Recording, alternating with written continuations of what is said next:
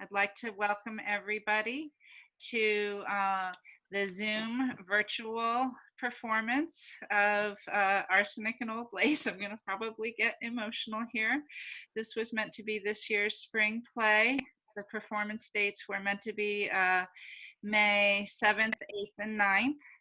This is the actual cast that was meant to be in the play. For some seniors, this was their last show, and I am going to mention the seniors right now. We've got Elaine Landry. I can't say how many shows everybody's been in, so Elaine Landry, who you've all seen in show after show. We've got Robin Walker-Spencer, who's been in show after show. For both of them, this is their second show with me. We've got Bradley Watts, show after show. I got to say, this is my third Watts that I've had. So I guess I'm last, right? Aren't there many more? Okay.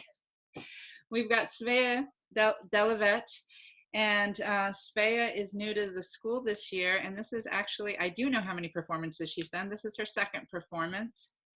And we've got Sam Maltese. Sam, I couldn't say how many performances you're in.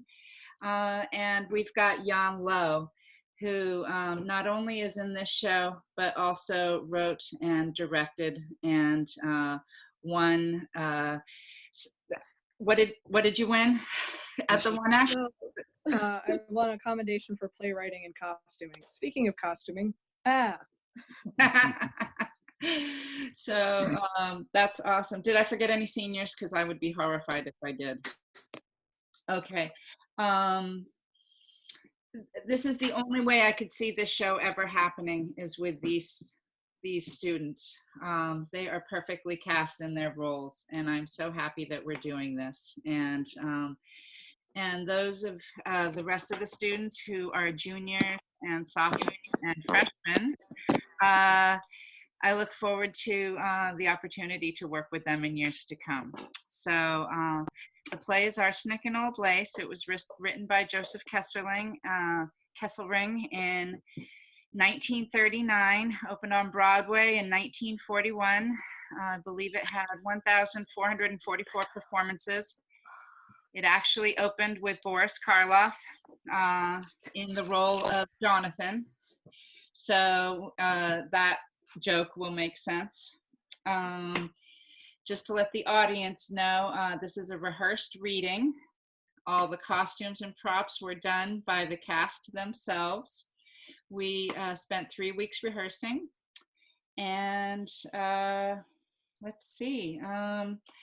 We have narration. We will be reading the stage direction so that it makes more sense. So the narration will be provided by Luke Napa, unless, of course, anything happens to his Wi-Fi, in which case Kevin will take over and we have a backup plan, on and on and on.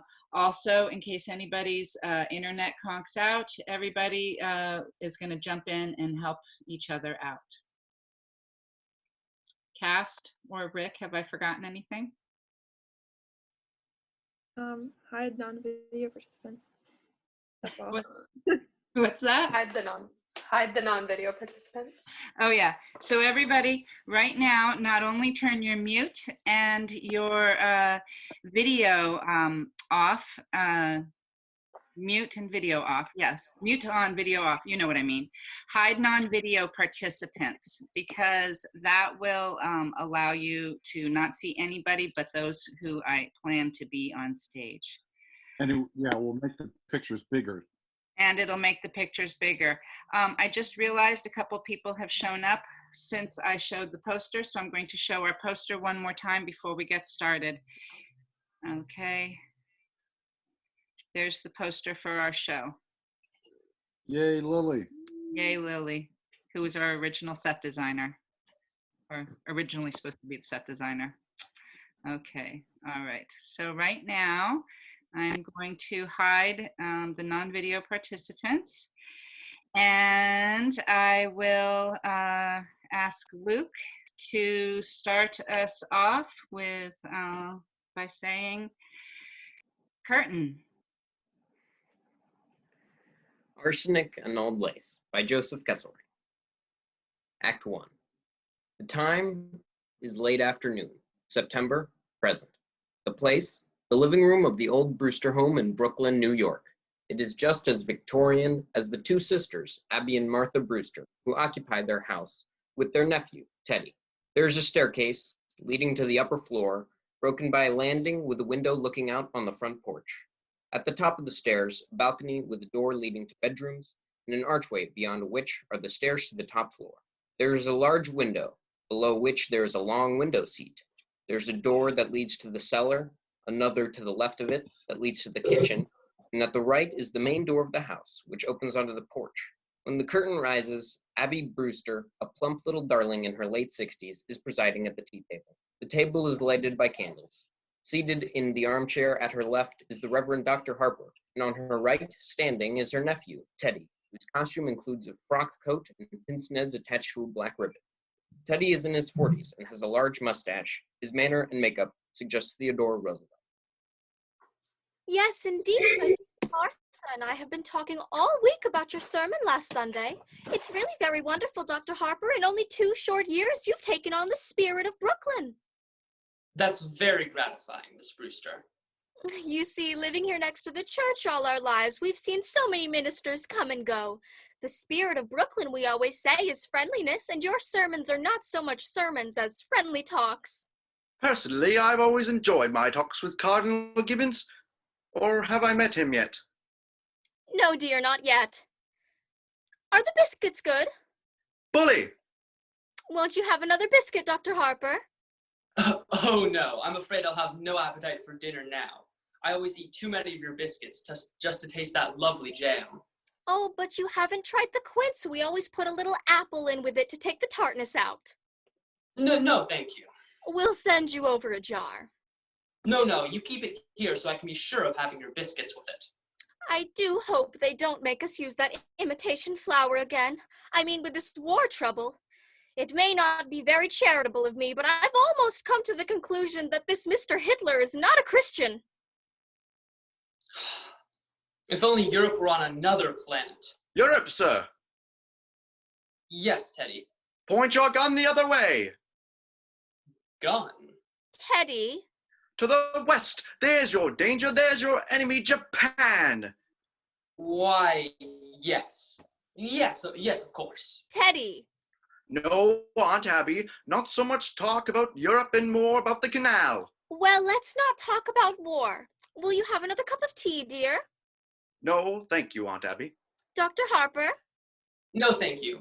I must admit, Miss Abby, that war and violence seem far removed from these surroundings. It is peaceful here, isn't it? Yes. Peaceful. The virtues of another day. They're all here in this house. The gentle virtues that went out with candlelight and good manners and low taxes. It's one of the oldest houses in Brooklyn, just as it was when Grandfather Brewster built it and furnished it, except for the electricity, and we use that as little as possible. It was Mortimer who persuaded us to put it in. Yes, I can understand that. Your nephew Mortimer seems to live only by electric light. The poor boy has to work so late. I understand he's taking Elaine with him to the theater again tonight. Teddy, your brother Mortimer will be here a little later.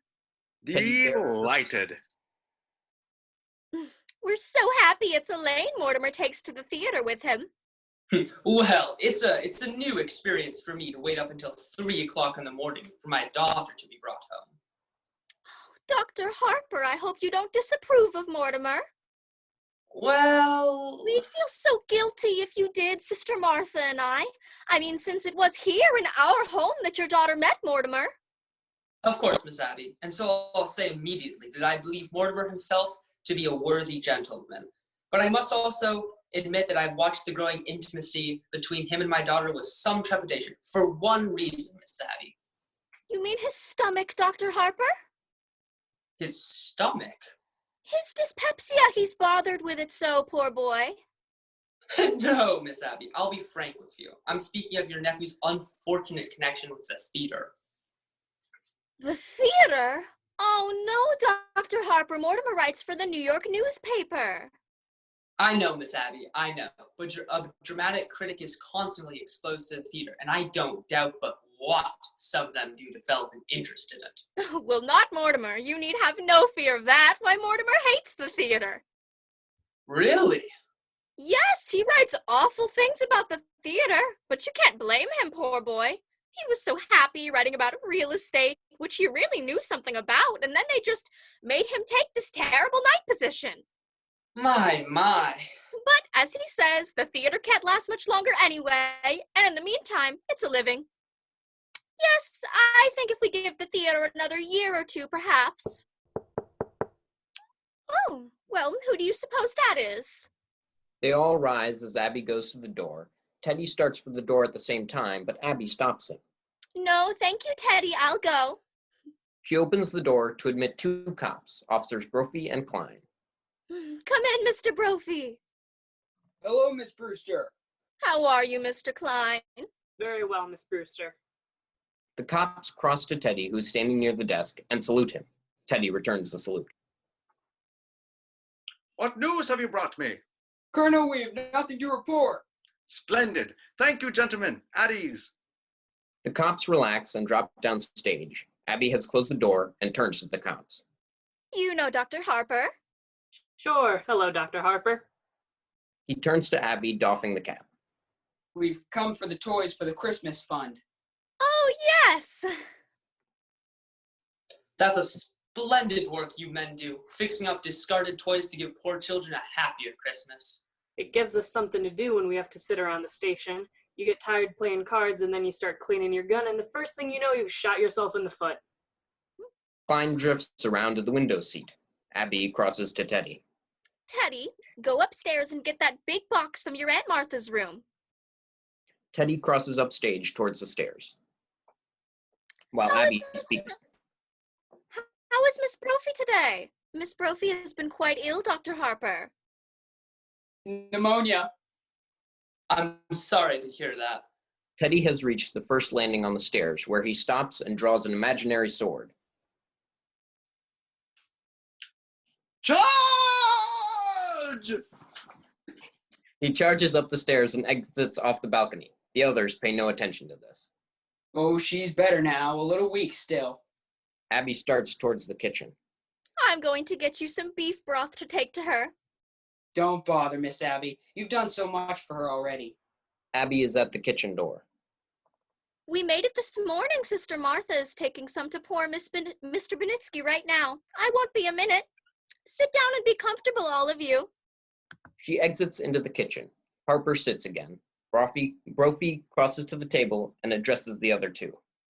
She shouldn't go to all that trouble. Listen, try to stop her or her sister from doing something nice, and for nothing. They don't even care how you vote. He sits on the window seat. When I received my call to Brooklyn and moved next door, my wife wasn't well when she died and for months before. Well, if I know what pure kindness and absolute generosity are, it's because I've known the Brewster sisters. At this moment, Teddy steps out on the balcony.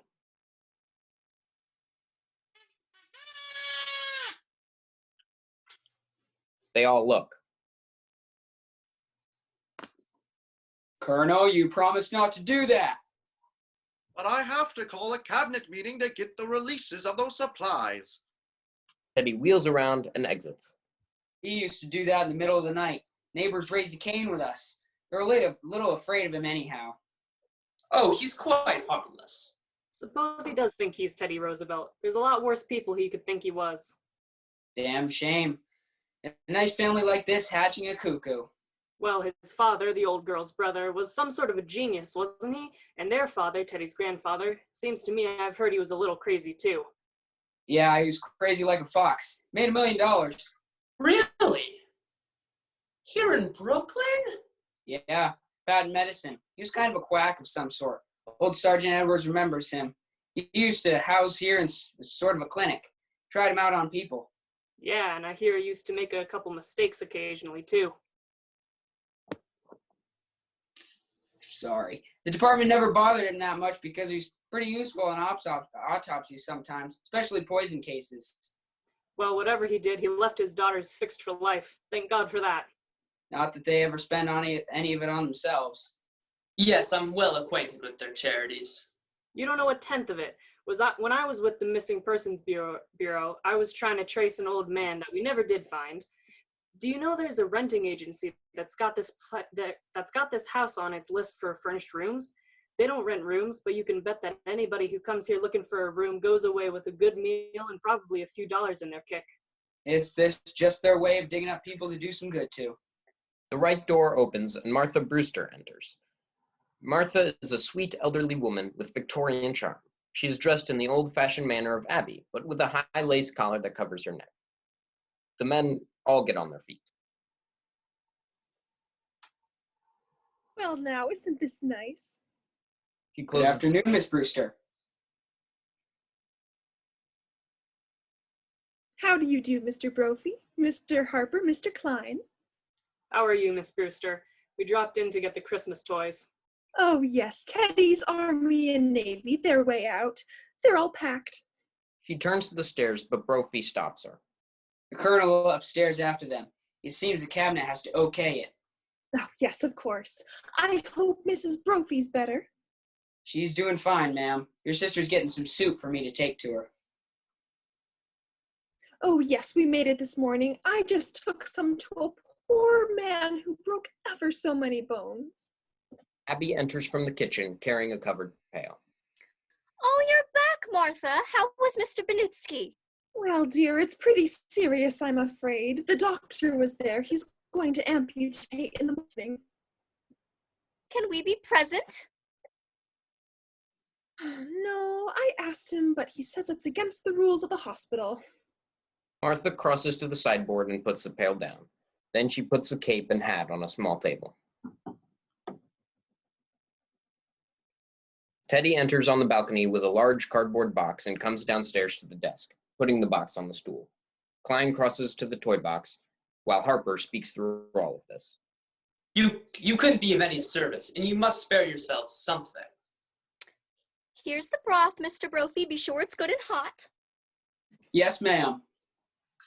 This is fine. It'll make a lot of kids happy. That O'Malley boy's nuts about soldiers. That's General Miles. I've retired him. What's this? The Oregon.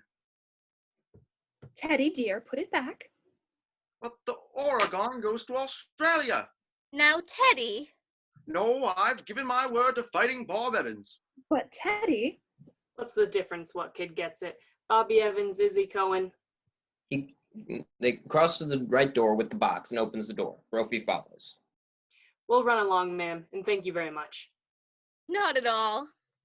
The cops stop in the doorway, salute Teddy, and exit. Abby crosses and shuts the door as she speaks. Teddy starts upstairs. Goodbye. I must be getting home. Before you go, Dr. Harper. Teddy has reached the stair landing. Charge! He dashes Charge upstairs. the blockhouse! At the top, he stops with a sweeping gesture over the balcony rail. He dashes through the door and closes it after him. Harper looks after him. Martha, to the left of Harper, is fooling with a pin on her dress. Abby stands to the right of Harper. The blockhouse. The stairs are always San Juan Hill. Have you ever tried to persuade him that he wasn't Teddy Roosevelt? Oh, no. I'm so happy being Teddy Roosevelt. Once, a long time ago. She crosses below to Martha. Remember, Martha, we thought if he would be George Washington, it might be a change for him. He stayed under his bed for days and just wouldn't be anybody. And we'd so much rather he'd be Mr. Roosevelt than nobody. Well, if he's happy, and what's more important, you're happy. He takes blue-backed legal paper from his inside pocket. You'll see that he signs these. What are they? Dr. Harper has made all the arrangements for Teddy to go to Happydale Sanitarium after we pass on. But why should Teddy sign any papers now? It's better to have it all settled. If the Lord should take you away, suddenly perhaps we couldn't persuade Teddy to commit himself, and that would mean an unpleasant legal procedure. Mr. Witherspoon understands they're to be filed away until the time comes to use them. Mr. Witherspoon? Who's he? He's the superintendent of Happydale. Dr. Harper has arranged for him to drop in tomorrow or the next day to meet Teddy. Harper crosses to the right door and opens it. I'd better be running along, or Elaine will be over here looking for me. Abby crosses to the door and calls out after him. Give our love to Elaine. And Dr. Harper, please don't think harshly of Mortimer because he's a dramatic critic. Somebody has to do those things. Abby closes the door and comes back into the room. Martha crosses to the sideboard, puts the legal papers on it, and notices tea things on the table. Did you just have tea? Isn't it rather late? Yes, and dinner's going to be late too. Teddy enters on the balcony, starts downstairs to the first landing. Martha steps closer to Abby. So, why? Teddy, Teddy stops on the landing. good news for you. You're going to Panama to dig another lock for the canal. Delighted. That's bully, just bully. I shall prepare at once for the journey. He turns to go upstairs, stops as if puzzled, hurries back to the landing, cries, Charge! And rushes up and off. Abby, while I was out?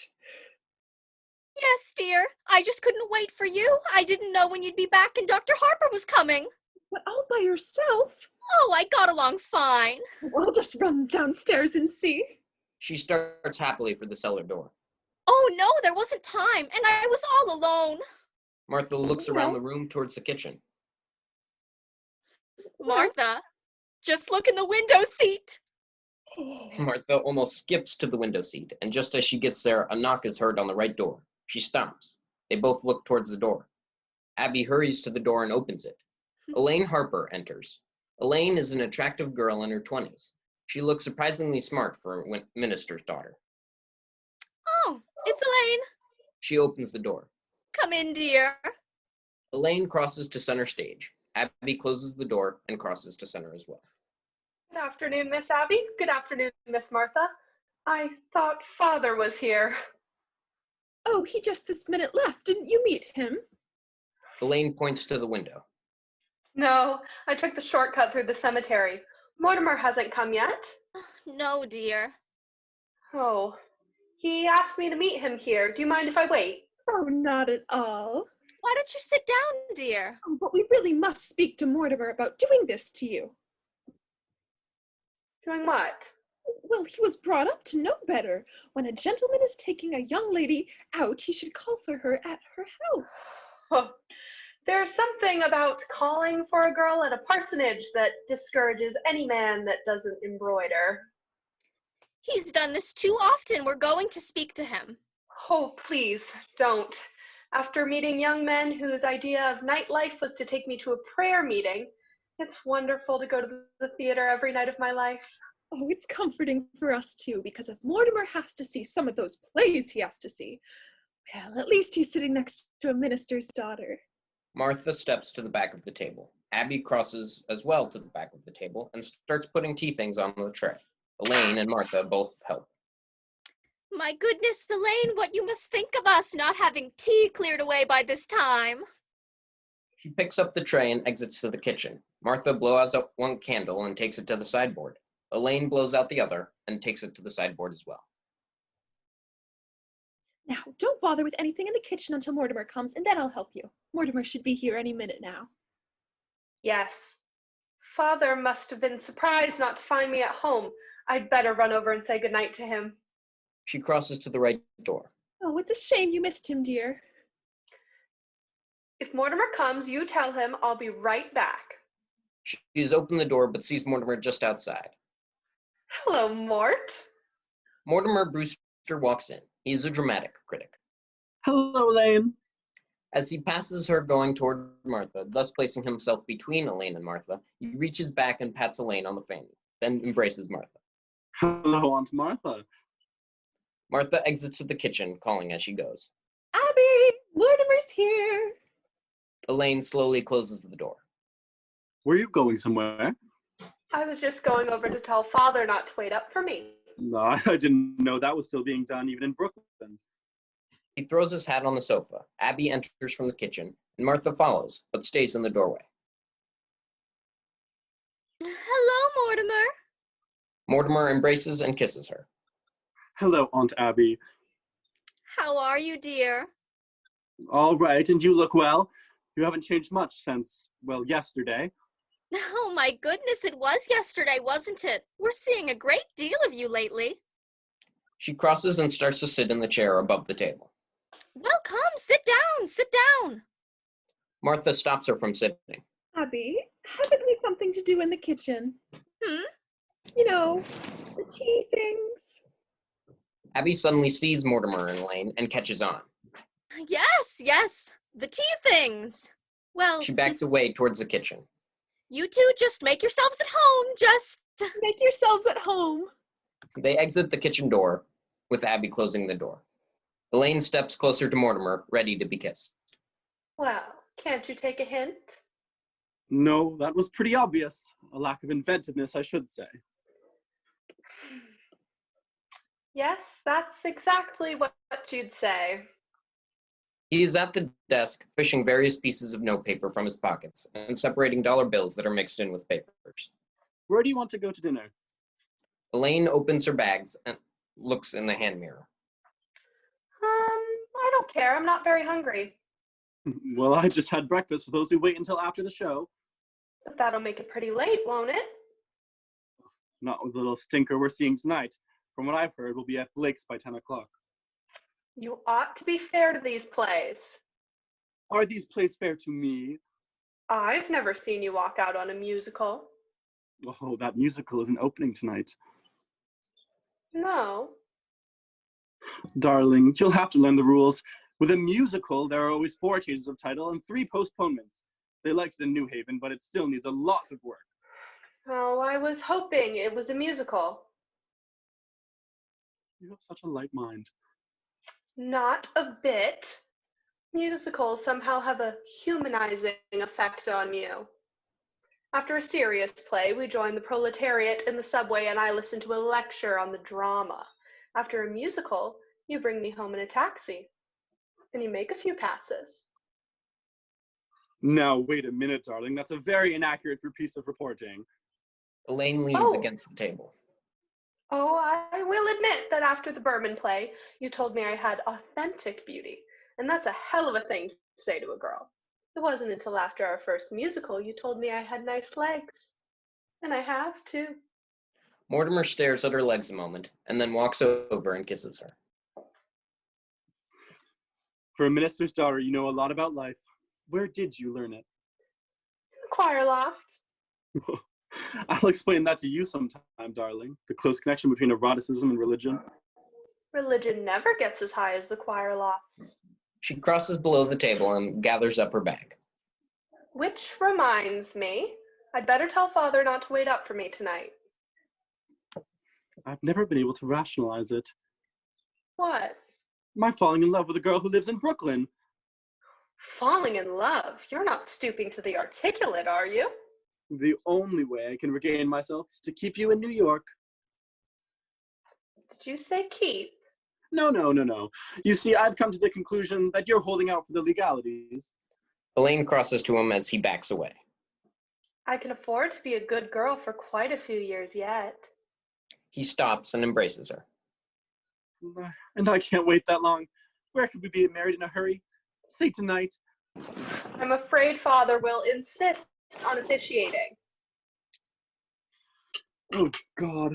I'll bet your father could make even a marriage service sound pedestrian. Are you by any chance writing a review of it? Oh, forgive me, darling. It's an occupational disease. She smiles at him lovingly and walks towards him. He meets her halfway, and they forget themselves for a moment in a sentimental embrace and kiss. When they come out of it, he turns away from her quickly, breaking towards the desk. I may give that play tonight a good notice.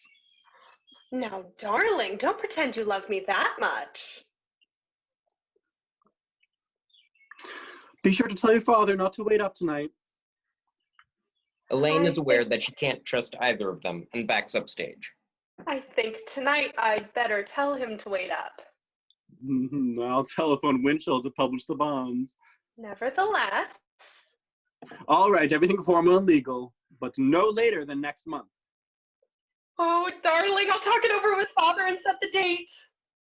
No, we'll have to see what's in rehearsal. There'll be a lot of first nights in October. Teddy enters from the balcony and comes downstairs dressed in a tropical clothes and a solar toupee. At the foot of the stairs, he sees Mortimer, crosses to him, and shakes hands. Hello, Mortimer. How are you, Mr. President? Bully, thank you, just bully. What news have you brought me? Just this, President, the country is squarely behind you. Yes, I know. Isn't it wonderful? Well, goodbye. He crosses to Elaine and shakes hands with her. Goodbye. He goes to the cellar door. Where are you off to, Teddy? Panama. He exits through the cellar door, shutting it. Elaine looks at Mortimer inquiringly. Panama's the cellar. He digs locks for the canals down there. Elaine takes his arm and they stroll to the table. You're so sweet with him, and he's very fond of you. Well, Teddy was always my favorite brother. Elaine stops and turns to him. Favorite? Were there more of you? There's one other brother, Jonathan. I've never heard of him. Your aunts never mention him. No, we don't like to talk about Jonathan. He left Brooklyn very early, by request. Jonathan was the kind of boy who liked to cut worms in two, but with his teeth. What became of him? Oh, I don't know. He wanted to become a surgeon like grandfather, but he wouldn't go to medical school first, and his practice got him into some trouble. Abby enters from the kitchen, crossing to the table. Aren't you two going to be late for the theater? With Mortimer's arm around Elaine's neck, he looks at his wristwatch. We're skipping dinner. We won't have to start for another half an hour. Well, then I'll leave you two alone together again. Don't bother, darling. I'm going to run over to speak to Father. Before I go out with you, he likes to pray over me a little. I'll be right back. I'll cut through the cemetery. She runs to the right door and opens it. And exits. Mortimer.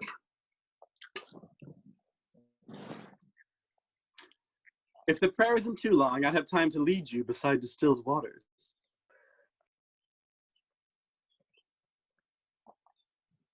Elaine laughs and exits. The first time I've ever heard you quote the Bible. We knew Elaine would be a good influence for you. Oh, by the way, I'm going to marry her. What? Oh, darling! She runs and embraces him. Then she dashes towards the kitchen door as Mortimer crosses to the window and looks out. Martha! Martha! Martha enters from the kitchen. Come right in here. I've got the most wonderful news for you. Mortimer and Elaine are going to be married. Oh, Mortimer! She runs over to Mortimer, who is looking out the window, embraces and kisses him. Abby comes down to his left. He has his arms around both of them. We hoped it would happen just like this. Elaine must be the happiest girl in the world. He pulls the curtain back and looks out the window. Happy? Just look at her leaping over those gravestones. As he looks out the window, Mortimer's attention is suddenly drawn to something. Hey, what's that? Martha is looking out on his right, while Abby is on his left. What's what, dear? See that statue there? That's a Horendina Carnina. Oh, no, dear, that's Emma B. Stout ascending to heaven. No, standing on Miss Stout's left ear. That bird, that's a red-crested swallow. I've only seen about one of those before in my life. Abby crosses around the table and pushes the chair in. I don't know how you could be thinking about a bird now, what with Elaine and the engagement and everything. Well, it's a vanishing species. He turns away from the window. Thoreau was very fond of them. As he crosses to the desk to look through various drawers and papers. By the way, I left a large envelope around here last week. It was one of my chapters on the book Thoreau. Have you seen it? Well, if you left it here, it must be somewhere. When are you going to be married? What are your plans? There must be something more you can tell us about Elaine. Elaine? Oh yes, Elaine thought it was brilliant. He crosses to the sideboard and looks through the cupboards and drawers. What was, dear? My chapter on Thoreau. He finds a bundle of papers in a right drawer and takes them to the table and looks through them. Well, when Elaine comes back, I think we ought to have a little celebration. We must drink to your happiness. Martha, isn't there some of that Lady Baltimore cake left? During the last few speeches, Martha has picked up the pail from the sideboard and her cape, hat, and gloves from the table. Oh, yes. And I'll open a bottle of wine. Martha exits to the kitchen. Oh, and to think it happened in this room. Mortimer has finished looking through the papers and is gazing around the room. Now, where could I have put that? Well, with your fiancé sitting beside you tonight, I do hope the play will be something you can enjoy for once. It may be something romantic. What's the name of it?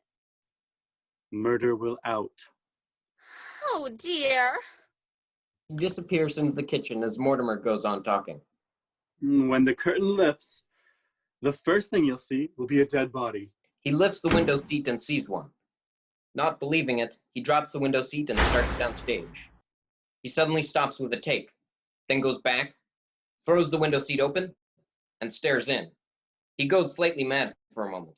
He backs away, then hears Abby humming on her way into the room. He drops the window seat again and holds it down, staring around the room. Abby enters carrying a silencer and tablecloth, which she puts on the armchair, and then picks up a bundle of papers and returns them to the drawer in the sideboard. Mortimer speaks in a somewhat strained voice. Aunt Abby, Yes, dear. you were going to make plans for Teddy to go to that sanitarium, Happydale. Abby brings legal papers from the sideboard to Mortimer. Yes, dear. It's all arranged. Dr. Harper was here and brought the papers for Teddy to sign. Here they are. He takes them from her. He's got to sign them right away. Abby arranges the silencer on the table. Martha enters from the kitchen door with the table silver and plates on a tray. She sets a tray on the sideboard, and she goes to the table. That's what Dr. Harper thinks. Then there won't be any legal difficulties after we pass on. He's got to sign them this minute. He's down in the cellar. Get him up here right away. Martha unfolds the tablecloth. But there's no such hurry as that. No, when Teddy starts working on the canal, you can't get his mind on anything else. Teddy's got to go to Happydale now. Tonight. Oh, no, dear, that's not until after we're gone. Right away, I tell you, right away. Why, Mortimer, how can you say such a thing? Why, as long as we live, we'll never be separated from Teddy. Listen, darlings, I'm frightfully sorry, but I've got some shocking news for you. The aunts stop working and look at him with some interest. Now, we've got to try and keep our heads. You know we've sort of humored Teddy because we thought he was harmless. Why, he is harmless. He was harmless. That's why he has to go to Happydale, why he has to be confined. Abby steps closer to Mortimer. Mortimer, why have you suddenly turned against Teddy, your own brother? Sometime it might as well be now. He's killed a man. Nonsense, dear. Mortimer rises and points to the window seat. There's a body in the window seat. Yes, dear, we know. Well, I can't without everybody else seeing it. I will tomorrow, though. I don't think you'll see it. Mortimer takes as Abby and Martha busy themselves again at the table. You know? Of course, dear, but it has nothing to do with Teddy. She gets the tray from the sideboard, arranges silver and plates on the table, 3 places. Now, Mortimer, just forget about it. Forget you ever saw the gentleman. Forget? We never dreamed you'd peek. But who is he?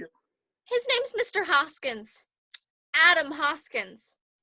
That's really all I know about him. Except that he's a Methodist. That's all you know about him? Well, what's he doing here? What happened to him? He died. Aunt Martha, men don't just get into window seats and die. No, he died first. Well, how? Oh, Mortimer, don't be so inquisitive. The gentleman died because he drank some wine with poison in it. How did the poison get in the wine? Well, we put it in wine because it's less noticeable. When it's in tea, it has a distinct odor. You put it in the wine? Yes, and I put Mr. Hoskins in the window seat because Dr. Harper was coming. So you knew what you'd done? You didn't want Dr. Harper to see the body? Well, not at tea. That wouldn't have been very nice. Now, Mortimer, you know the whole thing. Just forget about it. I do think Martha and I have the right to our own little secrets. She crosses to the sideboard to get 2 goblets from the cupboard as Martha comes to the table from the sideboard with salt dish and pepper shaker. And don't you tell Elaine. She gets a 3rd goblet from the sideboard, then turns to Abby, who takes tray from the sideboard. Oh, Abby, while I was out, I dropped down on Mrs. Schultz. She's much better, but she would like us to take Junior to the movies again. Oh, well, we must do that tomorrow or the next day. Yes, but this time we'll go where we want to go. She starts for the kitchen door. Abby follows. Junior's not going to drag me into another one of those scary pictures. They exit into kitchen as Mortimer wheels around and looks after them. Abby shuts the door. Mortimer is dazed, and he looks around the room. His eyes come to rest on the phone on the desk. He crosses to it and dials a number. City desk? There is a pause. Hello, Al. Do you know who this is? Pause. That's right. Say, Al, when I left the office, I told you where I was going, remember? Well, where did I say? There is a pause. Uh-huh. Well, it would take me about a half hour to get to Brooklyn. What time have you got? He looks at his watch. That's right. I must be here. He hangs up, sits for a moment, then suddenly leaps off the stool towards the kitchen. Aunt Abby, Aunt Martha, come in here! He backs to the center stage as the 2 aunts bustle in. Martha has a tray with plates, cups, saucers, and soup cups. What are we going to do? What are we going to do? What are we going to do about what, dear? He points to the windows. There's a body in there! Yes, Mr. Hoskins. Well, good heavens, I can't turn you over to the police, but what am I going to do? Well, for one thing, dear, stop being so excited. And for pity's sake, stop worrying. We told you to forget the whole thing. Forget! My dear Aunt Abby, can't I make you realize that something has to be done? Now, Mortimer, you behave yourself. You're too old to be flying off the handle like this. But Mr. Hotchkiss. Abby, on her way to the sideboard, stops and turns to Mortimer. Hoskins, dear. She continues on her way to the sideboard and gets napkins and rings from the left drawer. Martha puts her tray with cups, plates, and other silverware on the table. Mortimer continues speaking. Well, whatever his name is, you can't leave him there. Well, I intend to, dear. Abby crosses to the table with the napkins and rings. No, Teddy's down in the cellar right now digging the lock. You mean you're going to bury Mr. Hotchkiss in the cellar? Martha steps closer to him. Yes, dear. That's what we did with the others. Mortimer walks away to the right. No, you can't bury Mr. Others? The other gentleman. When you say others, do you mean others? More than one others? Oh, yes, dear. Let me see. This is... 11. Isn't it, Abby? No, dear. This makes 12. Mortimer backs away from them, stunned, toward the phone stool at desk. No, I think you're wrong, Abby. This is only 11. No, dear, because I remember when Mr. Hoskins first came in, it occurred to me that he would make just an even dozen.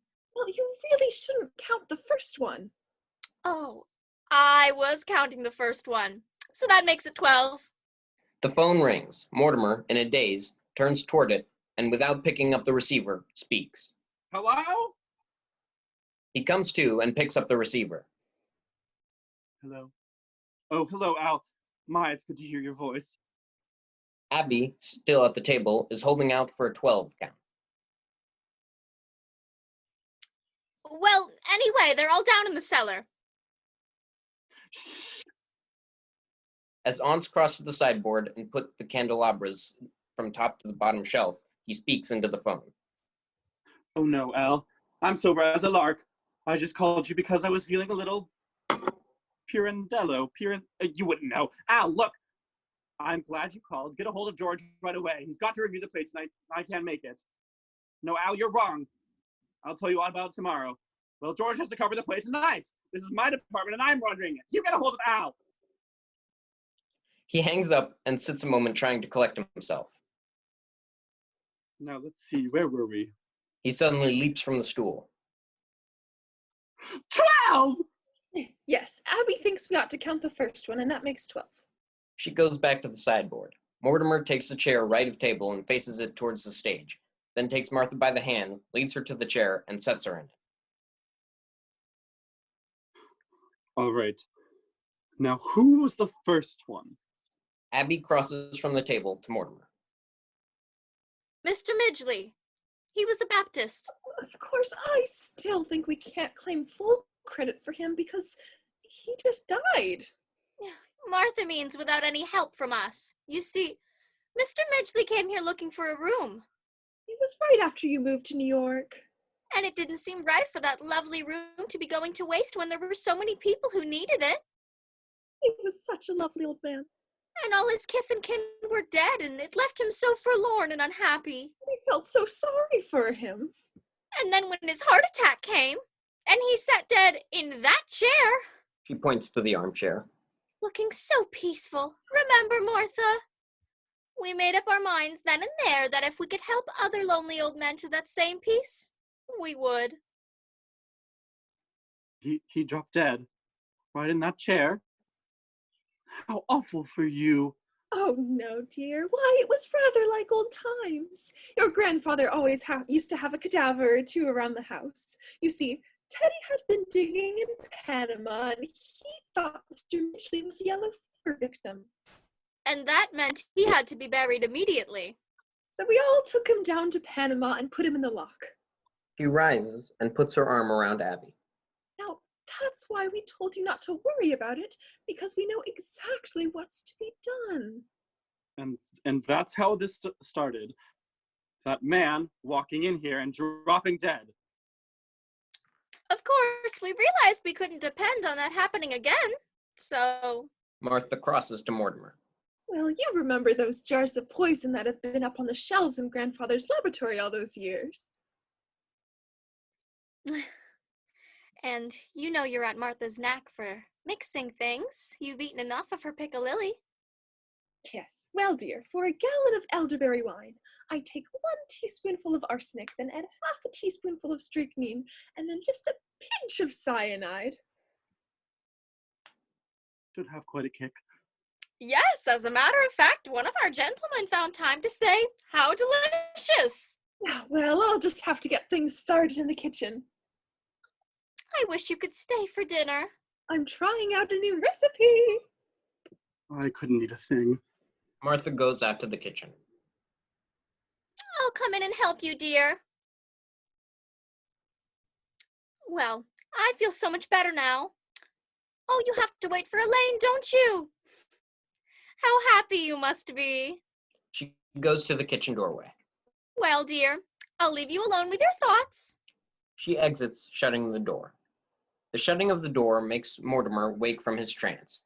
He crosses to the window seat, kneels down, raises the cover, and looks in. Not believing, he lowers his cover, rubs his eyes, and raises the cover again. This time, he really sees Mr. Hoskins. He closes the window seat hastily, rises, and steps back. He runs over and closes the drapes over the window. He backs up to the table, sees the water glass on the table, picks it up, raises it to his lips, suddenly remembers that the poison wine comes in those glasses, and puts it down quickly. He crosses to the cellar door, opens it, and Elaine enters. He closes the cellar door with a bang. As Elaine puts her bag on top of the desk, he looks at her. It dawns on him that he knows her. He speaks with faint surprise. Oh, it's you. He drops downstage as Elaine crosses to him and takes his hand. Don't be cross, darling. Father could see that I was excited, so I told him about us, and that made it hard for me to get away. But listen, darling, he's not going to wait up for me tonight. Mortimer looks at the window seat. You run along home now, Elaine. I'll call you up tomorrow. Tomorrow? You know I always call you up every day or two. But we're going to the theater tonight. No, we're not. Well, why not? Elaine, something's come up. What, darling? Oh, Mortimer, you've lost your job. No, I haven't lost my job. I'm just not covering that play tonight. He pushes her right. Now you run along home now, Elaine. But I've got to know what's happened, and certainly you can tell me. No, dear, I can't. But if we're going to be married... Married? Have you forgotten that not 15 minutes ago you proposed to me? I did? Oh, yes. Well, as far as I know, that's still on. He continues urging her right. Now you run along home now, Elaine. I've got to do something. Listen, you can't propose to me 1 minute and throw me out of the house the next. I'm not throwing you out of the house, darling. Will you get out of here? No, I won't get out of here. Mortimer crosses towards the kitchen. Elaine crosses to the window seat. Not until I've had some kind of explanation. Elaine is about to sit on the window seat. Mortimer grabs her by the hand, and the phone rings. Elaine! He goes to the phone, dragging Elaine with him. Hello? Oh, hello, Al. Hold a minute, will you? All right, it's important, but it can wait, can it? Hold on! He puts the receiver on the desk. He takes Elaine's bag from the top of the desk and hands it to her, then takes her by the hand and leads her to the right door and opens it. Look, Elaine, you're a sweet girl and I love you, but I have something on my mind now, and I want you to go home and wait until I can call you. Don't try to be masterful. He is annoyed to the point of being literate. When we're married and I have problems to face, I hope you're less tedious and uninspired. And when we're married, if we're married, I hope I find you adequate. She exits. Mortimer does a take, then runs out on the porch after her, calling, Elaine! Elaine! He runs back in, shutting the door, crosses and kneels on the window seat to open the window. Suddenly, he remembers the contents of the window seat and leaps off of it. Dashes into the kitchen, but remembers Al is still on the phone, enters immediately, and crosses back to the phone.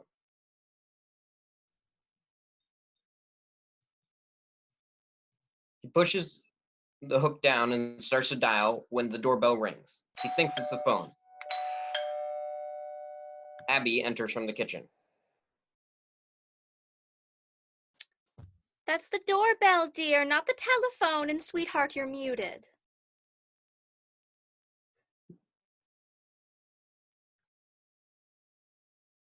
Oh, how do you do? Come in.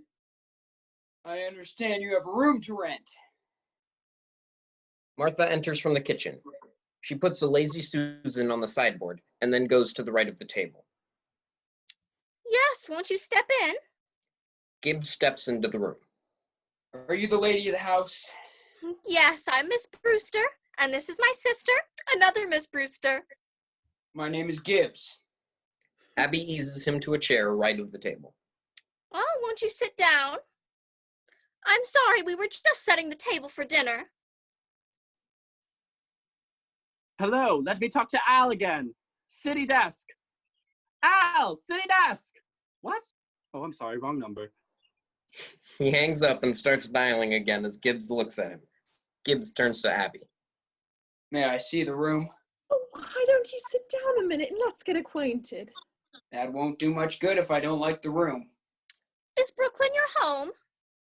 Haven't got a home, live in a hotel, don't like it. Hello, city desk. Oh, your family Brooklyn people. Haven't got a family. All alone in the world? Yep. Well, Martha. Martha goes happily to the sideboard, gets a bottle of wine from the cupboard and a wine glass, sets them on the table. Abby eases Gibbs into the chair and continues speaking to him. Well, you've come to just the right house. Do sit down. Hello, Al. Mort, we got cut off. Al, I can't cover the play tonight. That's all there is to it. I can't. what church do you go to? There's an Episcopal church practically next door. Her gesture towards the window brings her to the window seat, and she sits. I'm Presbyterian, used to be. What's George doing down in Bermuda? He rises and gets loud. Certainly, I told him he could go to Bermuda. It's my department, isn't it? Well, you've got to get somebody. Who else is there around the office? He sits on another chair. Gibbs rises and crosses to the table. Is there always this much noise? Oh, he doesn't live with us. Abby sits at the table. There must be somebody around the place. Look, Al, how about the office boy? You know, the bright one, the one we don't like. Will you look around the office? I'll hold on. I'd really like to see the room. Abby, after seating Gibbs right of the table, has sat in the chair next to the table. It's upstairs. Won't you try a glass of our wine before you start up? Never touch it. Oh, but we make this ourselves. It's elderberry wine. Elderberry wine? Haven't had elderberry wine since I was a boy. Thank you. He pulls the armchair around and sits as Abby uncorks the bottle and starts to pour wine. Well, there must be some printers around. Look, Al, the fellow who sets my copy, he ought to know what I write. His name is Joe. He's the third machine from the left. But Al, he might turn out to be another Burns Mantle. Do you have your own elderberry bushes? No, but the cemetery is full of them. No, I'm not drinking, but I'm about to start now. Do you serve meals? We might, but first just see whether or not you like our wine. Mortimer hangs up, puts the phone on top of the desk, and crosses left. He sees wine on the table. He goes to the sideboard, gets the glass, and brings it to the table, and pours a drink. Gibbs has his glass in hand and is getting ready to drink. Martha sees Mortimer pouring the wine. Mortimer!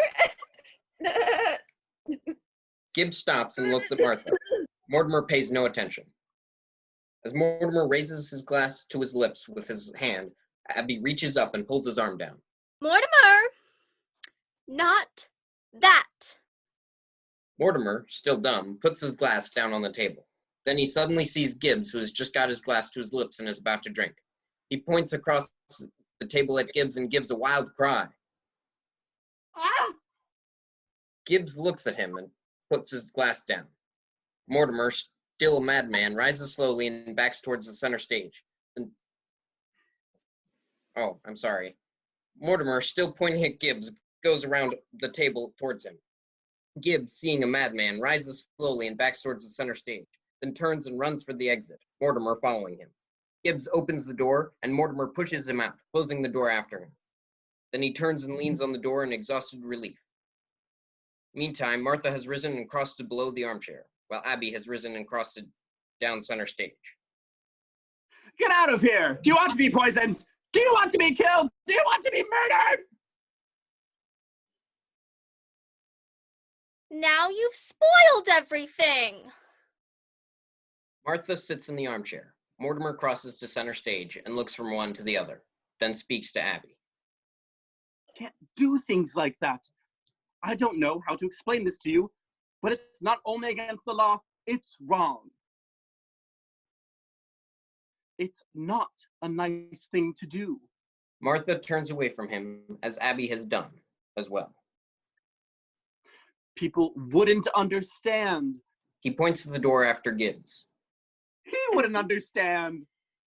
Abby, we shouldn't have told Mortimer. What I mean is, well, this has developed into a very bad habit. Mortimer, we don't try to stop you from doing things you like to do. I don't see why you should interfere with us. The phone rings, and Mortimer answers. Martha rises next to the table. Hello. All right, I'll see the first act and I'll pan the hell out of it. But look, Al, you've got to do something for me. Get a hold of O'Brien, our lawyer, the head of our legal department, have him meet me at the theater. Now, don't let me down. Okay, I'm starting now. He hangs up and turns to the audience. I've got to go to the theater. I can't get out of it. But before I go, will you promise me something? We'd have to know what it was first. I love you very much, and I know you love me, You know I'd do anything in the world for you, and I want you to do just this little thing for me. What do you want us to do? Don't do anything. I mean, don't do anything. Don't let anyone in this house, and leave Mr. Hoskins right where he is. Why? I want time to think. I've got quite a little to think about. You know, I wouldn't want anything to happen to you. Well, what on earth could happen to us? Anyways, you'll do this for me, won't you? Well, we were planning on holding services before dinner. Services? Certainly. You don't think we'd bury Mr. Hoskins without a full Methodist service, do you? Why, he was a Methodist. But can't that wait until I get back? Oh, and then you could join us. Yes, yes. Oh, Mortimer, you'll enjoy the services, especially the hymns. Remember how beautifully Mortimer used to sing in the choir before his voice changed? And remember, you're not going to let anyone in this house while I'm gone. It's a promise. Well... Oh, Martha, we can do that now that Mortimer's cooperating with us. Well, all right, Mortimer. Mortimer heaves a sigh of relief. He crosses to the sofa and gets his hat. Then, on his way to opening the right door, he speaks. Have you got some paper? I'll get back just as soon as I can. He takes legal papers from his coat pocket as he crosses. There's a man I've got to see. Abby has gone to the desk for stationery. She hands it to Mortimer. Here's some stationery. Will this do? Mortimer takes the stationery. That'll be fine. I can save time if I write the review on the way to the theater. He exits. The aunts stare after him. Martha crosses and closes the door. Abby goes to the sideboard and brings 2 candelabras to the table, then gets matches from the sideboard. She lights the candles. Oh, Mortimer just didn't seem quite himself today. Abby Well, is lighting candles. That's only natural. I think I know why. Why?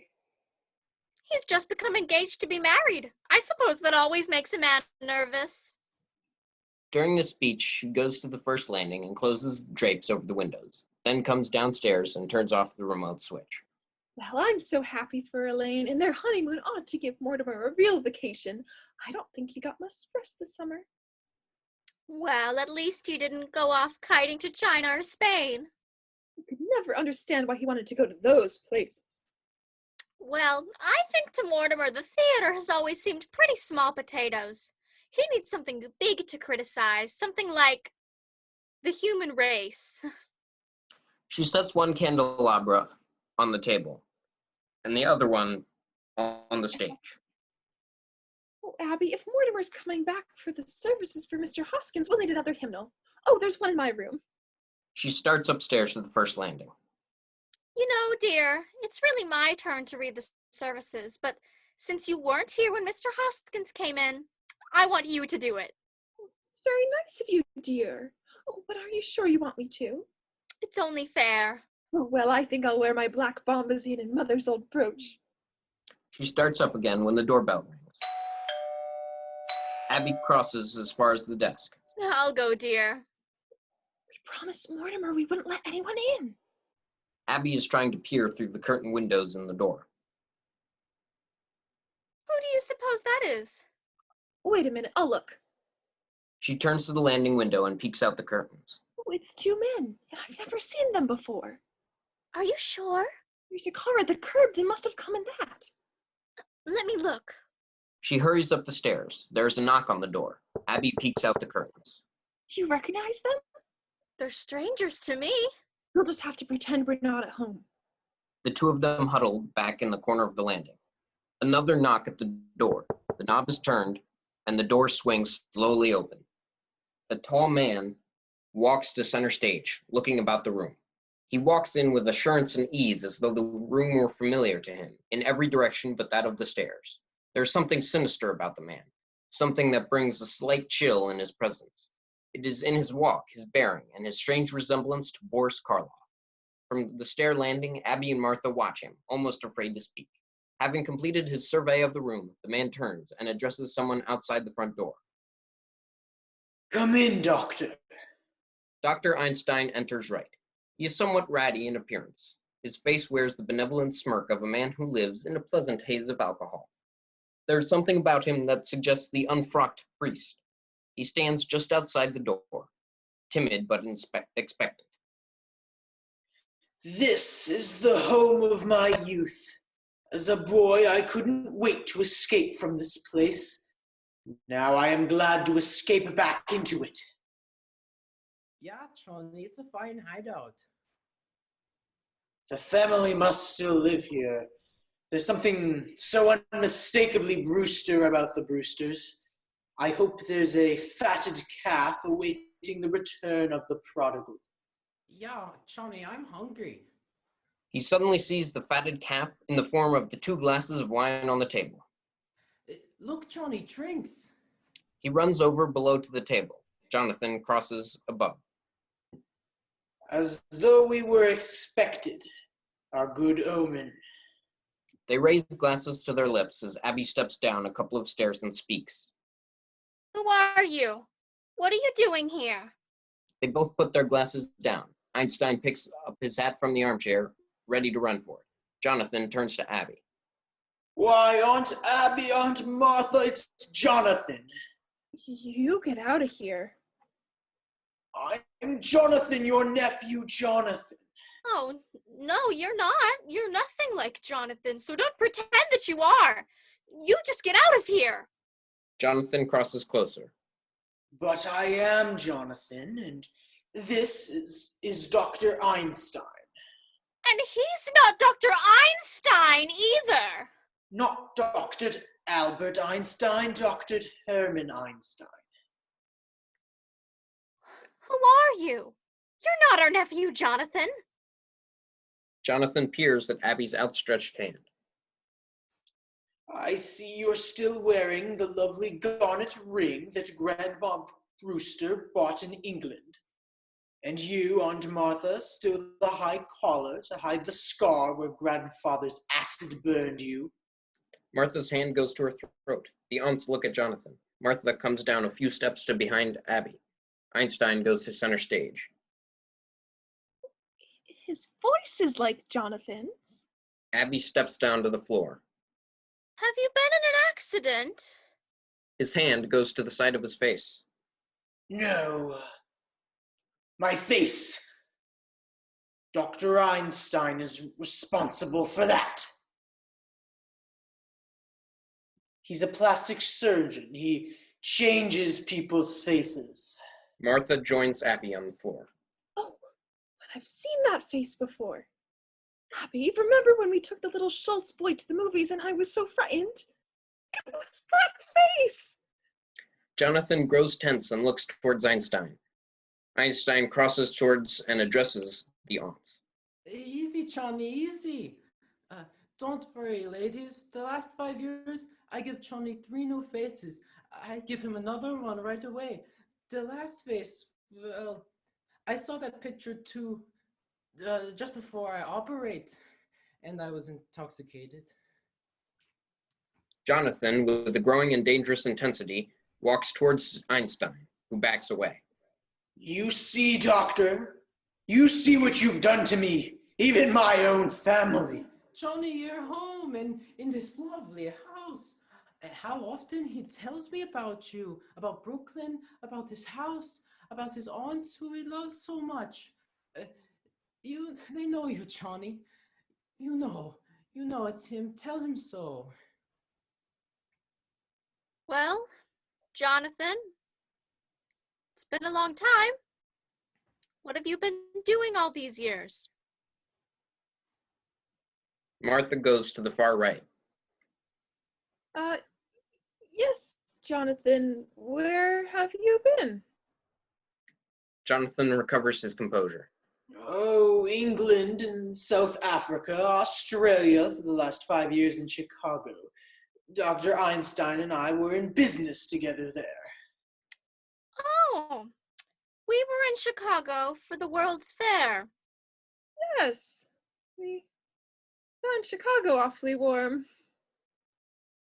He has wandered above and around the table. It got hot for us there too.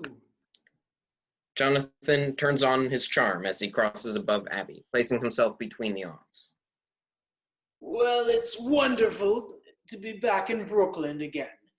And you, Abby, Martha, you don't look a day older. Just as I remembered you, sweet and charming and hospitable. And dear Teddy. He indicates with his hand a lad of 8 or 10. Did he get into politics? He turns to Einstein. My little brother, Doctor, was determined to become a president. Oh, Teddy's fine. Just fine. And Mortimer's well, too. I know about Mortimer. I've seen his picture at the head of his column. He's evidently fulfilled all the promise of his early nasty nature. We're very fond of Mortimer. There's a slight pause. Then Martha speaks uneasily as she gestures towards the door. Well, Jonathan, it's very nice to have seen you again. Bless you, Aunt Martha. He crosses and sits at a chair at the table. It's good to be home. The aunts look at each other with dismay. Well, Martha, we mustn't let what's on the stove boil over. She starts to the kitchen, then sees that Martha isn't following. She crosses back and tugs at Martha, then crosses towards the kitchen again. Martha follows to the center stage, and then speaks to Jonathan. Yes, if you'll excuse us for a minute, Jonathan. Unless you're in a hurry to go somewhere. Jonathan looks at her balefully. Martha crosses around the table, takes the bottle of wine and puts it back in the sideboard, then exits with Abby. Abby, who's been waiting in the kitchen doorway for Martha, closes the door after them. Einstein crosses around to behind Jonathan. Well, Johnny, where do we go from here? We got to think fast. The police have got pictures of that face. I got to operate on you right away. We got to find some place for that, and we got to find some place for Mr. Spin also, too. Don't waste any worry on that, rat. But, Johnny, we got a hot stiff on our hands. Jonathan flings his hat onto the sofa. Forget Mr. Spinalza. But you can't leave a dead body in the rumble seat. You shouldn't have killed him, Johnny. He's a nice fellow. He gives us a lift, and what happens? He said I looked like Boris Karloff. He starts for Einstein. That's your work, Doctor. You did that to me. Einstein is backed away. Now, Johnny, we find a place somewhere. I fix you up quick. Tonight. Johnny, I got to eat first. I'm hungry. I'm weak. The aunts enter from the kitchen. Abby comes to Jonathan, and Martha remains in the kitchen doorway. Jonathan, we're glad that you remembered us and took the trouble to come in and say hello. But you were never happy in this house, and we were never happy while you were in it, so we've just come to say goodbye. Jonathan takes a menacing step towards Abby, then decides to try the charm back again. Aunt Abby, I can't say that your feeling toward me comes as a surprise. I spent a great many hours regretting the many heartaches I must have given you as a boy. You're quite a trial to us, Jonathan. But my great disappointment is for Dr. Einstein. I promised him that no matter how rushed we were in passing through Brooklyn, I'd take the time to bring him here for one of Aunt Martha's home-cooked dinners. Martha rises to this a bit, stepping downstage. Oh.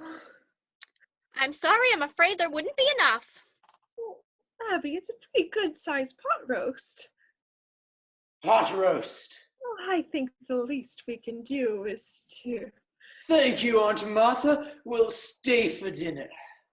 Abby backs towards the kitchen door and is not at all pleased. Well, we'll hurry it along. Yes. She exits into the kitchen. Abby stops in the doorway. Oh, Jonathan, if you want to freshen up, why don't you use the washroom in Grandfather's old laboratory? Jonathan crosses to her. Is that still there? Yes, just as he left it. Well, I'll help Martha get the thing started since we're all in a hurry. She exits into the kitchen. Einstein steps upstage. Well, we get a meal anyway. Grandfather's laboratory. He looks upstairs. And just as it was. Doctor, a perfect operating room. It's too bad we can't use it. After you finished with me, why, we could make a fortune here. The laboratory, that large ward in the attic, 10 beds, Doctor, and Brooklyn is crying for your talents. Why work yourself up, Johnny? Anyway, for Brooklyn, I think we're a year too late. You don't know this town, Doctor. Practically everybody in Brooklyn needs a new face. But so many of the old faces are locked up. A very small percentage, and the boys in Brooklyn are famous for paying generously to stay out of jail. Take it easy, Johnny. Your aunts, they don't want us here. We're here for dinner, aren't we? Yeah, but after dinner? Einstein crosses towards the sofa. Leave it to me, Doctor.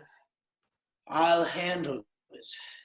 Why, this house will be our headquarters for years. Oh, that would be beautiful. Johnny, this nice quiet house. Those aunts of yours, what sweet ladies. I love them already. Jonathan stops him. Doctor, we must wait until we're invited. But you just said that. We'll be invited. And if they say no? Doctor, two helpless old women. He sits on the sofa. Einstein takes a bottle flask from his hip pocket and unscrews the cork as he crosses to the window seat. It's like comes true, a beautiful dream. Only, I hope you're not dreaming. He stretches out on the window seat, taking a swig from the bottle. It's so peaceful. Jonathan is stretched out on the sofa.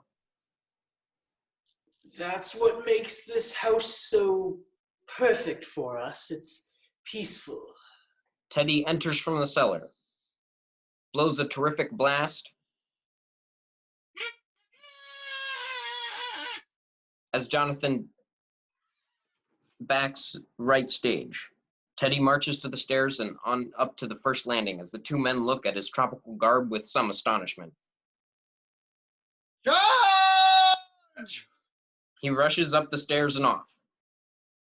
Jonathan watches him from the foot of the stairs. Einstein, sitting on the window seat, takes a hasty swig from his flask.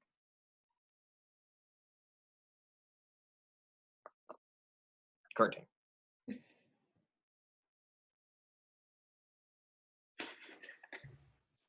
Hey. And curtain.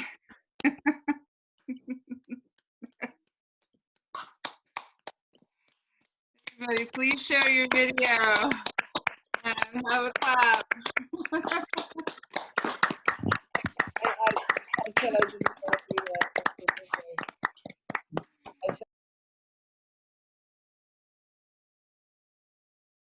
Participants and okay, and curtain. Act 2. The scene is the same. Later that night.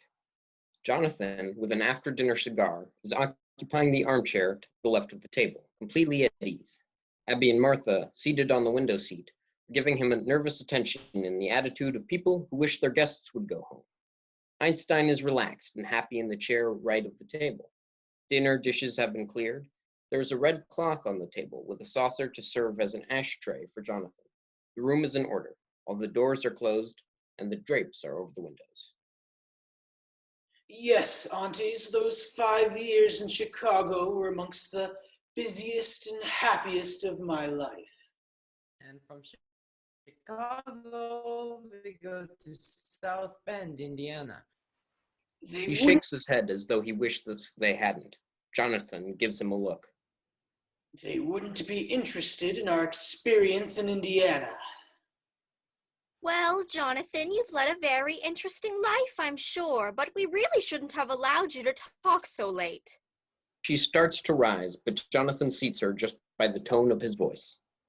My meeting Dr. Einstein in London, I might say, changed the whole course of my life.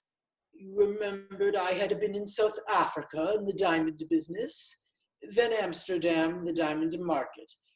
I wanted to go back to South Africa, and Dr. Einstein made it possible for me. Good job, Johnny. When we take off the bandages, his face looks so different, the nurse had to introduce me. I loved that face. I still carry the picture with me. He produces a snapshot-sized picture from his inside coat pocket, looks at it a moment, and then hands it to Martha. She looks at it and hands it to Abby. This looks more the way you used to look, but still I wouldn't know you. I think we'll go back to that face, Doctor. Yeah, it's safe now. Well, I know you both want to get to where you're going. My dear aunts, I'm so full of that delicious dinner, I'm unable to move a muscle. Yeah, it's nice here. After all, it's very late and... Teddy enters on the balcony wearing his solar toupee, wearing a book and another toupee. He descends the stairs. I found it! I found it! What did you find, Teddy? The story of my life, my biography. He crosses to Einstein. Here's the picture I was telling you about. General, here we are, both of us. President Roosevelt and General Goethals at Clubbercut. That's me, General, and that's you. My, how I've changed. Teddy looks at Einstein, a little puzzled, but he makes an adjustment. Well, you see, that picture hasn't been taken yet. We haven't even started work on Clubbercut. We're still digging locks. And now, General, we will both go to Panama and inspect the new lock. He hands him the toupee. No, Teddy, not to Panama. Will we go some other time? Panama's a long way off. Nonsense, it's just down in the cellar. The cellar? We let him dig the Panama Canal in the cellar. General Goethals, as President of the United States, Commander-in-Chief of the Army and Navy, and the man who gave you this job, I demand you accompany me on the inspection of the new lock. Teddy, I think it's time you went to bed.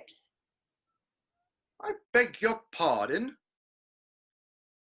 He crosses to Jonathan, putting on his pince-nez as he crosses. Who are you? I'm Woodrow Wilson. Now go to bed. No, you're not Wilson, but your face is familiar. Let me see. You're not anyone I know now. Perhaps later? On my hunting trip to Africa. Yes, you look like someone I might meet in the jungle. Jonathan stiffens. Abby crosses in front of Teddy, getting between him and Jonathan. It's your brother Jonathan, dear. He's had his face changed. So that's it. A nature faker. And perhaps you had better go to bed, Teddy. Jonathan and his friend have to go back to their hotel.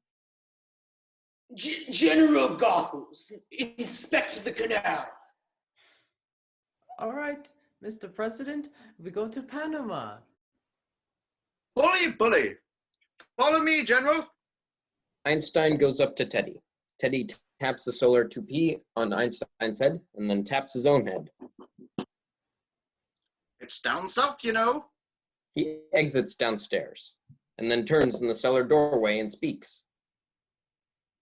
Well, bon voyage.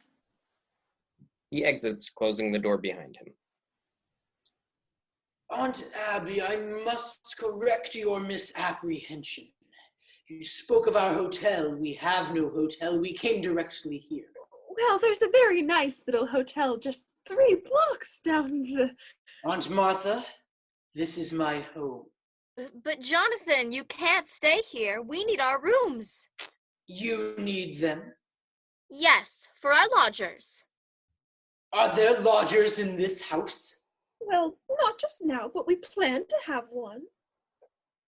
Then my old room is still free. But Jonathan, there's no place for Dr. Einstein. Jonathan crosses to the table and drops his cigar ashes into the saucer. He'll share the room with me. No, Jonathan, I'm afraid you can't stay here. Jonathan is near the table. He grinds a cigar out in the saucer and then starts towards the aunts. They back towards the table, Martha first. Then Jonathan turns around and crosses to Abby at the center stage. Dr. Einstein and I need a place to sleep. You remembered this afternoon that as a boy I could be disagreeable. It wouldn't be very pleasant for any of us if...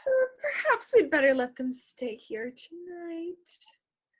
Well, just overnight, Jonathan. That's settled. Now, if you'll get my room ready. Martha starts upstairs with Abby following her. It only needs airing out.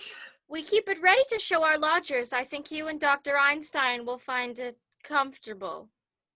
Jonathan follows them to the first landing and leans on the post. The aunts are on the balcony. You have a most distinguished guest in Dr. Einstein. I'm afraid you don't appreciate his skill, but you will. In a few weeks, you'll be looking at a very different Jonathan. Oh, he can't operate on you here. When Dr. Einstein and I get organized, when we resume practice. Oh, I forgot to tell you, we're turning Grandfather's laboratory into an operating room. We expect to be quite busy. Jonathan, we will not let you turn this house into a hospital. A hospital, heavens no. It will be a beauty parlor. Einstein enters excitedly from the cellar. Hey, Johnny, down in the cellar. Dr. Einstein, my dear aunts have invited us to live with them. Oh, you fixed it. Well, you're sleeping here tonight. Please get our room ready immediately. Well... For tonight. They exit through the arch. Jonathan comes to the foot of the stairs. Johnny, when I go down in the cellar, what do you think I find? What? The Panama Canal. The Panama Canal. It just fits Mr. Spinalso. It's a whole Teddy's dog, 6 feet wide and 4 feet long. Down there? You'd think they knew we were bringing Mr. Spinalso along. That's hospitality. Yeah. A rather good joke on my aunts. They're living in a house with a body buried in the cellar. Well, how do we get him in? He sees the window in the wall. We can't just throw him through the door. We'll drive the car up between the house and the cemetery. Then, when they've gone to bed, we'll bring Mr. Spinalzo in through the window. Einstein takes out his bottle flask. Bed. Just think, we have a bed tonight. He starts swigging, but Jonathan grabs his arm. Easy, doctor. Remember, you're operating tomorrow, and this time you'd better be sober. I fix you up beautiful. And if you don't... He shoves Einstein towards the door, but Abby and Martha enter on the balcony. Jonathan, your room is ready. Then you can go to bed. We're moving the car behind the house. It's all right where it is. Until morning. Einstein has opened the door. I don't want to leave it in the street. That might be against the law. He exits. Einstein follows him out, closing the door. Abby and Martha start downstairs and reach the table. Abby, what are we going to do? Well, we're not going to let them stay more than one night in this house, for one thing. What would the neighbors think? People coming in here with one face and going out with another. What are we going to do about Mr. Hoskins? Abby crosses to the window seat. Martha follows. Oh, Mr. Hoskins. It can't be very comfortable for him in there, and he's been so patient, the poor dear. Well, I think Teddy had better get Mr. Hoskins downstairs right away. Abby, I will not invite Jonathan to the funeral services. Oh, no. We'll wait until they've gone to bed and then come down and hold the services. Teddy enters from the cellar, gets the book from the table and starts towards the right side of the house. Abby stops him at the center. General Goethals was very pleased. He says the canal is just the right size. Teddy? Teddy, there's been another yellow fever victim. Teddy takes off his pince nez. Dear me, this will be a shock to the general. And we mustn't tell him about it. But it's his department. No, we mustn't tell him, Teddy. It would just spoil his visit. I'm sorry, Aunt Abby, it's out of my hands. He'll have to be told. Army regulations, you know. No, Teddy, we must keep it a secret. Yes. A state secret? Yes, a state secret. Promise? You have the word of the President of the United States. Cross my heart and hope to die. Now, let's see. He puts his pince nez on and then puts his arms around both the aunts. How are we going to keep it a secret? Well, Teddy, you go back down in the cellar, and when I turn out the lights, when it's all dark, you come up and take the poor man down to the canal. She urges him to the cellar door, which he opens. And now go along, Teddy. And we'll come down later and hold services. You may announce the President will say a few words. He starts and then turns back. Where is the poor devil? He's in the window seat. It seems to be spreading. We've never had yellow fever there before. He exits, closing the door. Martha, when Jonathan and Dr. Einstein come back, let's see if we can get them to go to bed right away. Yes, and then by the time they're asleep, we'll be dressed for the funeral. Abby, I've never even seen Mr. Hoskins. Oh my goodness, that's right, you were out. Well, you just come right over and see him now. They go to the window seat, Abby leading. He's really very nice looking, considering he's a Methodist. As they go to lift the window seat, Jonathan throws the window open from the outside with a bang. Aunts scream and draw back. Jonathan puts his head in through the drapes. We're bringing the luggage in through here. Jonathan, your room's waiting for you. You can go right up. 2 dusty bags and a large instrument case are passed through the window by Einstein. Jonathan puts them on the floor. I'm afraid we don't keep Brooklyn hours, but you two run along to bed. Now, you must be very tired, both of you, and we don't go to bed this early. Well, you should. It's time I came home to take care of you. Well, we weren't planning to go until... Aunt Martha, did you hear me say go to bed? Aunt Martha starts upstairs as Einstein comes in through the window and picks up the 2 bags. Jonathan takes the instrument case and puts it next to the window seat. The instruments can go in the laboratory in the morning. Einstein starts upstairs. Jonathan closes the window. Martha is partway upstairs as Einstein passes her. Now then, we're all going to bed. I'll wait until you're up and then turn out the lights. Jonathan, going upstairs, sees Einstein pausing at the balcony door. Martha is almost to the balcony. Another flight, Doctor. Run along, Aunt Martha. Martha hurries into the doorway. Einstein goes through the arch to the 3rd floor. Jonathan continues on to the end of the balcony. Abby is at the light switch. All right, Aunt Abby. She looks towards the cellar door. I'll be right up. Now, Aunt Abby. Turn out the lights! Abby turns the switch, plunging the stage into darkness, except for the spot shining down the stairway from the archway. Abby goes up the stairs to her door where Martha is waiting. She takes a last frightened look at Jonathan and exits. Martha closes the door. Jonathan goes off through the arch, closing the door, blotting out the spot of light. A street light shines in through the main door on the stage floor. Teddy opens the cellar door, then turns on the cellar light, outlining him in the doorway. He crosses to the window seat and opens it, the window seat giving out its usual rusty squeak.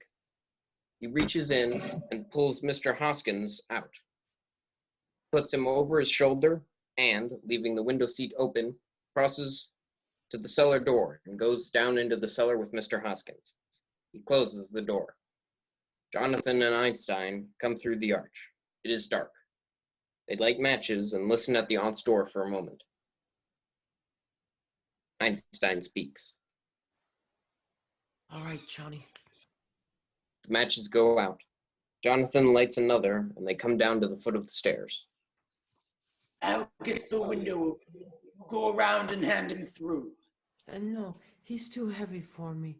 You go outside and push, I stay here and pull. And then together, we get him down to Panama. All right. He blows out the match, crosses, and opens to the door. Einstein is at his left. I'll take a look around outside the house. When I tap on the glass, you open the window. All right. Jonathan exits, closing the door behind him. Einstein lights a match and crosses. He bumps into the table, and the match goes out. He feels his way from there. We hear ejaculations and noise. Einstein has fallen into the window seat. In the window seat, he lights another match and slowly rises to a sitting position and looks around. He blows out the match and hauls himself out of the window seat, speaking. Don't cough. We hear the creak of the cover as he closes it. In the darkness, we hear a tap on the left window. Einstein opens it, and then, in a hushed voice, Johnny. Okay. Alley-oop. Wait a minute, you lost a leg somewhere. Ah, now I got him. Come on. Oh! he falls onto the floor.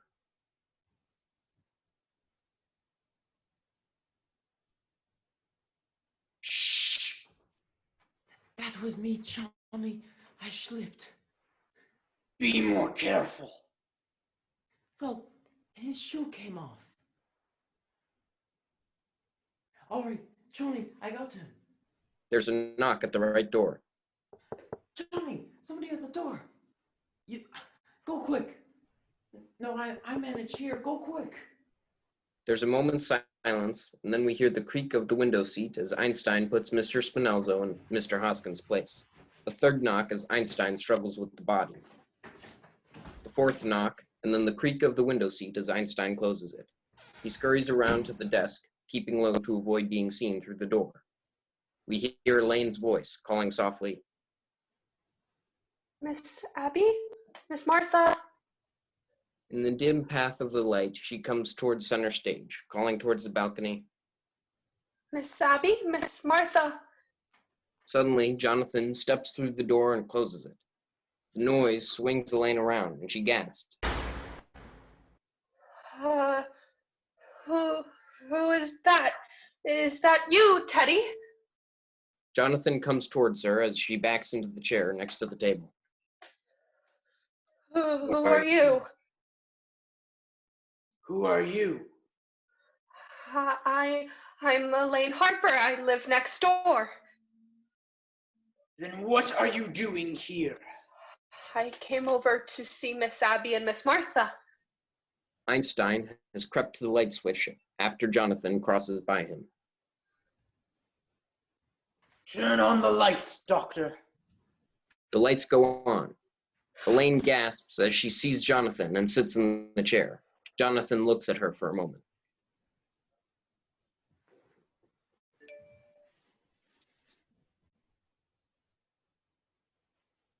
We happen to live here. You don't live here. I'm in this house every day, and I've never seen you before. Where are Miss Abby and Miss Martha? What have you done to them? Perhaps we'd better introduce ourselves. This is Dr. Einstein. Elaine looks at Einstein. Dr. Einstein? She turns back to Jonathan. Einstein, behind her back, is gesturing to Jonathan the whereabouts of Spinalzo. A surgeon of great distinction. He looks under the table for Spinalzo, and not finding him. And somewhat of a magician. And I suppose you're going to tell me your Boris My Karloff. name is Jonathan Brewster. Oh, you're Jonathan. I see you've heard of me. Einstein drifts towards the sofa. Yes, just this afternoon for the first time. Jonathan steps closer to her. And what did they say about me? Only that there was another brother named Jonathan. That's all that was said. Well, that explains everything, now that I know who you are. He runs to the right door. I'll be running along back home. The door is locked. She turns to Jonathan. If you'll kindly unlock the door. Jonathan crosses to her, and then, before reaching her, turns to the door and unlocks it. Einstein drifts down to a chair next to the table. As Jonathan opens the door partway, Elaine starts towards it. He turns and stops her with a gesture. That explains everything? Just what did you mean by that? I thought I saw someone prowling around the house. I suppose it was you. Jonathan closes the door and locks it, leaving the key in the lock. You thought you saw someone prowling around the house? Yeah, yes. Were you outside? Isn't that your car? You saw someone at the car. Yes. Jonathan comes towards her while she backs away. What else did you see? Just someone walking around the house to the car. What else did you see? Just that. That's all. That's why I came over here. I wanted to tell Miss Abby to call the police. But if it was you and that's your car, I don't need to bother Miss Abby. I'll be running along. He takes a step towards the door above Jonathan. He steps into her path. What was the man doing at the car? I don't know. You see, I was on my way over here. Jonathan forces her back. I think you're lying. I think she tells the truth, Johnny. We gotta let her go now, huh? Jonathan continues forcing her away. I think she's lying. Breaking into a house this time of night. I think she's dangerous. She shouldn't be around loose. He seizes Elaine's arm. She screams. Take your hands off me! Doctor! As Einstein starts left, Teddy enters from the cellar, shutting the door. He looks at Jonathan and then speaks to Einstein. It's going to be a private funeral. He goes up the stairs to the first landing. Elaine crosses to the desk, dragging Jonathan with her. Teddy, tell these men who I am. Teddy turns and looks at her. That's my daughter, Alice. Charge! He dashes up the stairs and exits. Elaine is struggling to get away from Jonathan and dragging him away. No, Teddy!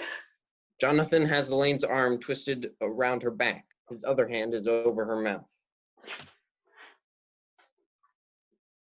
Doctor, your handkerchief! As Einstein hands him a handkerchief, Jonathan releases his hand from Elaine's mouth to take it. She screams. He puts his hand over her mouth again, spies the cellar door, and speaks to Einstein. The cellar! Einstein runs and opens the cellar door. The light is on. He then runs back and turns off the light switch, putting the stage into darkness. Jonathan pushes Elaine through the cellar doorway. Einstein runs back and down the cellar stairs with Elaine. Jonathan shuts the door, remaining on stage as the aunts enter on the balcony above in their mourning clothes. Everything is in complete darkness except for the street lamp. What's the matter? What's happening down there? Martha shuts her door and Abby puts on lights from the switch on the balcony. They look down at the room a moment, then come downstairs, speaking as they go. What's the matter? She reaches the foot of the stairs as she sees Jonathan. What are you doing? We caught a burglar, a sneak thief. Now go back to your room. We'll call the police. We've called the police. We'll handle this. Go back to your room. Do you hear me? The doorbell rings, followed by several knocks. Abby runs and opens the door.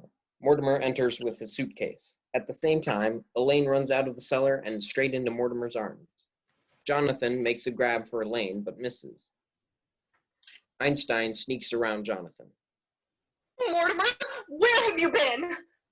To the Norbase Theater, and I should have known better. He sees Jonathan. My God, I'm still there. Abby is to the right of Mortimer. This is your brother Jonathan. And this is Dr. Einstein. Well, I know Mortimer it's a surveys nightmare, but what is it? I've come back home, Mortimer. Mortimer looks at him and then to Abby. Did you say this was? It's your brother Jonathan. He's had his face changed. Dr. Einstein performed the operation. Mortimer takes a closer look at Jonathan. Jonathan? Jonathan! You always were a horror, but did you have to look like one? Jonathan takes a step towards him. Einstein pulls on his sleeve. Elaine and Martha draw back to the desk. Easy, Johnny, easy. Mortimer, have you forgotten the things I used to do to you when we were boys? Remember the time you were tied to the bedpost? The needles under your fingernails? But it is Jonathan. Yes, I remember. I remember you as the most detestable, vicious, venomous form of animal life I ever knew. Jonathan grows tense. Abby steps between them. Now don't you two boys start quarreling again the minute you've seen each other. Mortimer crosses to the door and opens it. There won't be any fight, Aunt Abby. Jonathan, you're not wanted here. Get out. Dr. Einstein and I have been invited to stay. Not in this house. Just for tonight. I don't want him anywhere near me. But we did invite them for tonight, and it wouldn't be very nice to go back on our word. All right, tonight. But the first thing in the morning, out! He picks up his suitcase. Where are they sleeping? We put them in Jonathan's old room. That's my old room. He starts sleeping in that upstairs. room. I'm here to stay. Oh, Mortimer, I'm so glad. Johnny, we sleep down here. Bet Johnny, your life you sleep down here. You sleep on the sofa, and I'll sleep on the window seat. At the mention of the window seat, Mortimer has reached the landing. After hanging his hat on the wall tree, he turns and comes slowly back downstairs, speaking as he reaches the floor and crossing over to the window seat. He drops back at the end of the window seat. The window seat. Oh, well, let's not argue about it. The window seat's good enough for me tonight. I'll sleep on the window seat. As Mortimer crosses above the table, Einstein makes a gesture as though to stop him from going to the window seat. But he's too late. He turns to Jonathan as Mortimer sits on the window seat. You know, Johnny, all this argument, it makes me think of Mr. Spinalzo. Spinalzo. He steps around, looking for Spinalzo again. Realizing it would be best for them to remain downstairs, he speaks to Mortimer. Well, now, Mortimer, it really isn't necessary to inconvenience you like this. We'll sleep down here. Jonathan, your sudden consideration for me is very unconvincing. Einstein goes up the stairs to the landing. Come along, Johnny. We get our things out of our room, eh? Oh, don't bother, Doctor. By the way, Doctor, I've completely lost track of Mr. Spinalzo. Who is this Mr. Spinalzo? Just a friend of ours Johnny's been looking for. Well, don't you bring anyone else in here. It's all right. Johnny, while we pack, I tell you all about it. He goes on up and through the archway. Jonathan starts upstairs.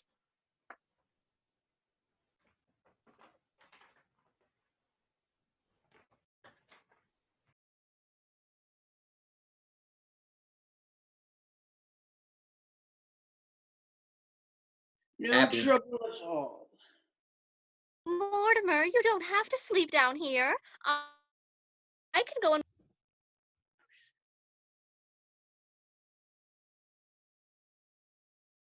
Jonathan has reached the balcony.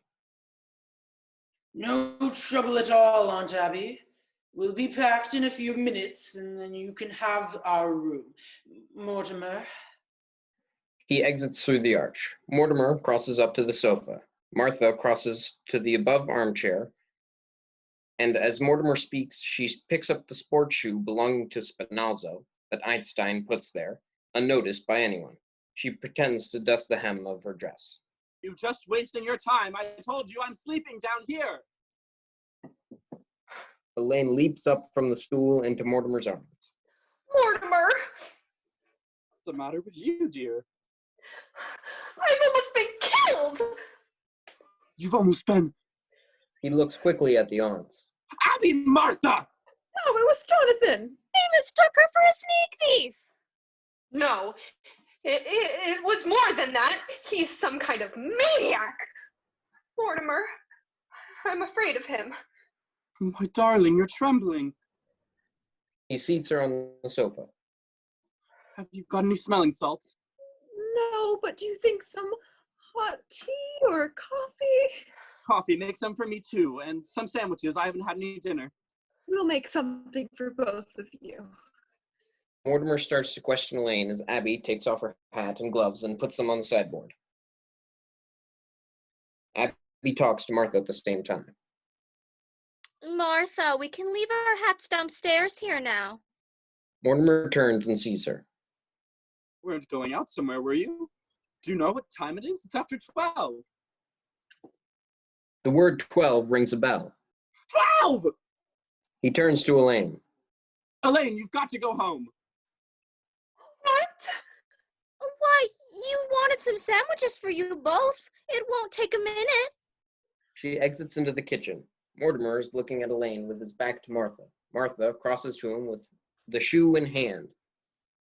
Why, don't you remember? We wanted to celebrate your engagement. She punctuates the word engagement by pointing the shoe at Mortimer's back. She looks at the shoe in wonderment, wondering how that shoe ever got in her hand. She stares at it a moment and then puts it on top of the table. Finally dismissing it, she turns to Mortimer again. That's what we'll do, dear. We'll make a nice supper for both of you. She starts out the kitchen door and then turns back.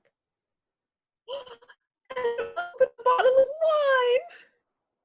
She exits the kitchen door.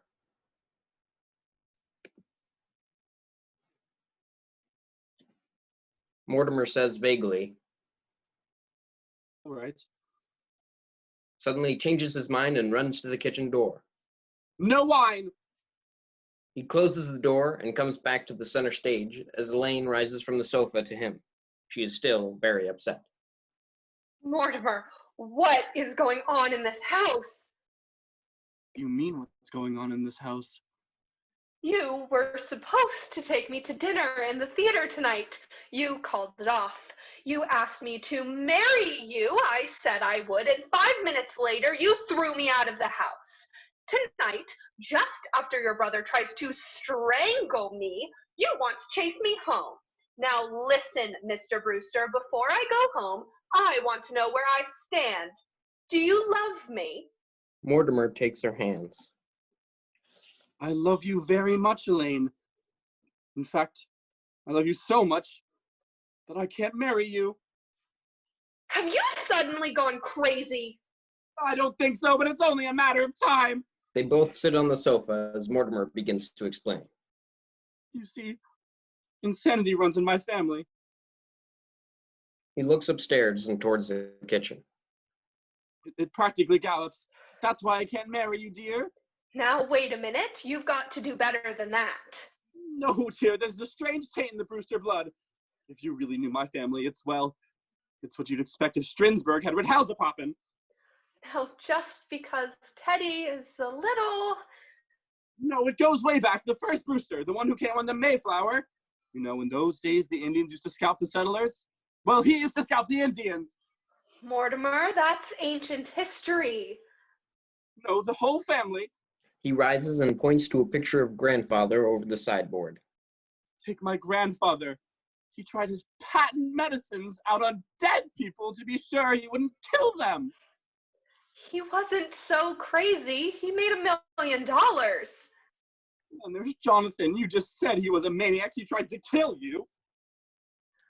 But he's your brother, not you. I love you. And then there's Teddy, too. You know Teddy. He thinks he's a Roosevelt. No, dear. No Brewster should marry. I realize now that if I'd met my father in time, I would have stopped him. Now, darling, all this doesn't prove you're crazy. Look at your aunts. They're Brewsters, aren't they? And the sanest, sweetest people I've ever known. Mortimer crosses above the table to the window seat, speaking as he goes. Well, even they have their peculiarities. Yes, but what lovely peculiarities. Kindness, generosity, human sympathy. Mortimer sees Elaine's back is to him. He lifts the window seat to take a peek and sees Mr. Spinazzo instead of Mr. Hoskins. He puts the window seat down again and staggers to a table and leans on it. There's another one. Oh, darling, there are plenty of others. You can't tell me a thing about your aunts. I'm not going to. Look, Elaine, you've got to go home. Something very important has just come up. Up from where? We're here alone, together. I know I'm acting irrationally, but just put it down to the fact that I'm a mad Brewster. If you think you're going to get out of this by pretending you're insane, you're crazy. Maybe you're not going to marry me, but I'm going to marry you. I love you, you dope. Mortimer urges her to the door. Well, if you love me, will you get the hell out of here? Well, at least take me home, won't you? I'm afraid. Afraid? A little walk through the cemetery. Elaine crosses to the door, then changes tactics and turns to Mortimer. Mortimer, will you kiss me goodnight? Mortimer holds out his arms. Of course, dear. What Mortimer plans to be a peck, Elaine turns into a production number. He comes out of it with no less of poise. Good night, dear. I'll call you up in a day or two. She walks to the right door in a cold fury, opens it, and turns to Mortimer. You crick! She slams the door after her. Mortimer looks at the door helplessly and then turns and stalks to the kitchen door. In the doorway, Aunt Abby, Aunt Martha, come in here. We'll be in a minute, dear. Oh, come in here now. he stands by the end of the window seat. Abby enters from the kitchen. Yes, dear, what is it? Where's Elaine? I thought you promised me not to let anyone in the house while I was gone. Well, Jonathan just walked in. I don't mean Jonathan. And Dr. Einstein was with him. I don't mean Dr. Einstein. Who's that in the window seat? We told you, Mr. Hoskins. Mortimer throws open the window seat and steps back. It is not Mr. Hoskins. Abby, a little puzzled, walks to the window seat and looks into the end of the window seat, then speaks very simply. Well, who could that be? Are you trying to tell me you've never seen this man before? I certainly am. Why, this is a fine how do you do. It's getting so anybody thinks he can walk into this house. Now, Aunt Abby, don't you try and get out of this. That's another one of your gentlemen. Mortimer, how can you say such a thing? That man is an imposter, and if he came here to be buried in our cellar, he is mistaken. Oh, Aunt Abby, you admitted to me that you put Mr. Hoskins in the window seat. Yes, I did. Well, this man couldn't have just got the idea from Mr. Hoskins. By the way, there is Mr. Hoskins. He looks towards the cellar door. Abby crosses above the table. He must have gone to Panama. Oh, you've buried him? No, not yet. He's just down there waiting for the services, poor dear. We haven't had a minute, what with Jonathan in the house. At the mention of Jonathan's name, Mortimer closes the window seat. Oh, dear. We've always wanted to hold a double funeral. Crosses to the kitchen door. But I will not read services over a total stranger. Mortimer goes up to her. A stranger? Aunt Abby, how can I believe you? There are 12 men in the cellar, and you admit you poisoned them. Yes, I did, but you don't think I'd stoop to telling a fib? Martha! She exits into the kitchen. At the same time, Jonathan enters through the arch onto the balcony and comes down quickly to the foot of the stairs. Mortimer crosses to Jonathan, sees him, and crosses to him, closer. Oh, Mortimer, I'd like to have a word with you. Words about all you'll Mortimer have time stands. for, John. Oh, words about all you'll have time for, Jonathan, because I've decided you and your doctor friend are going to have to get out of this house just as quickly as possible. I'm glad you recognize that you and I can't live under the same roof. But I'm afraid that you've arrived at the wrong solution. Now take your suitcase and get out! He starts to cross to Mortimer, anxious to get to the window seat. But Mortimer makes a big sweep around the table and comes back to him. Jonathan, you're beginning to bore me. You've played your one-night stand in Brooklyn. Now move on! My dear Mortimer, just because you've graduated from the back fence to the typewriter, don't think you've grown up! He takes a sudden step around I'm staying, and you're leaving, and I mean now! Mortimer. Think I can be frightened if you think there's anything I fear. Jonathan rises and makes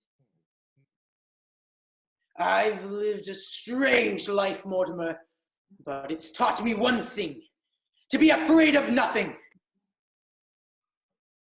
They glare at each other with equal courage when Abby marches in from the kitchen, followed by Martha. Martha, just look and see what's in that window seat.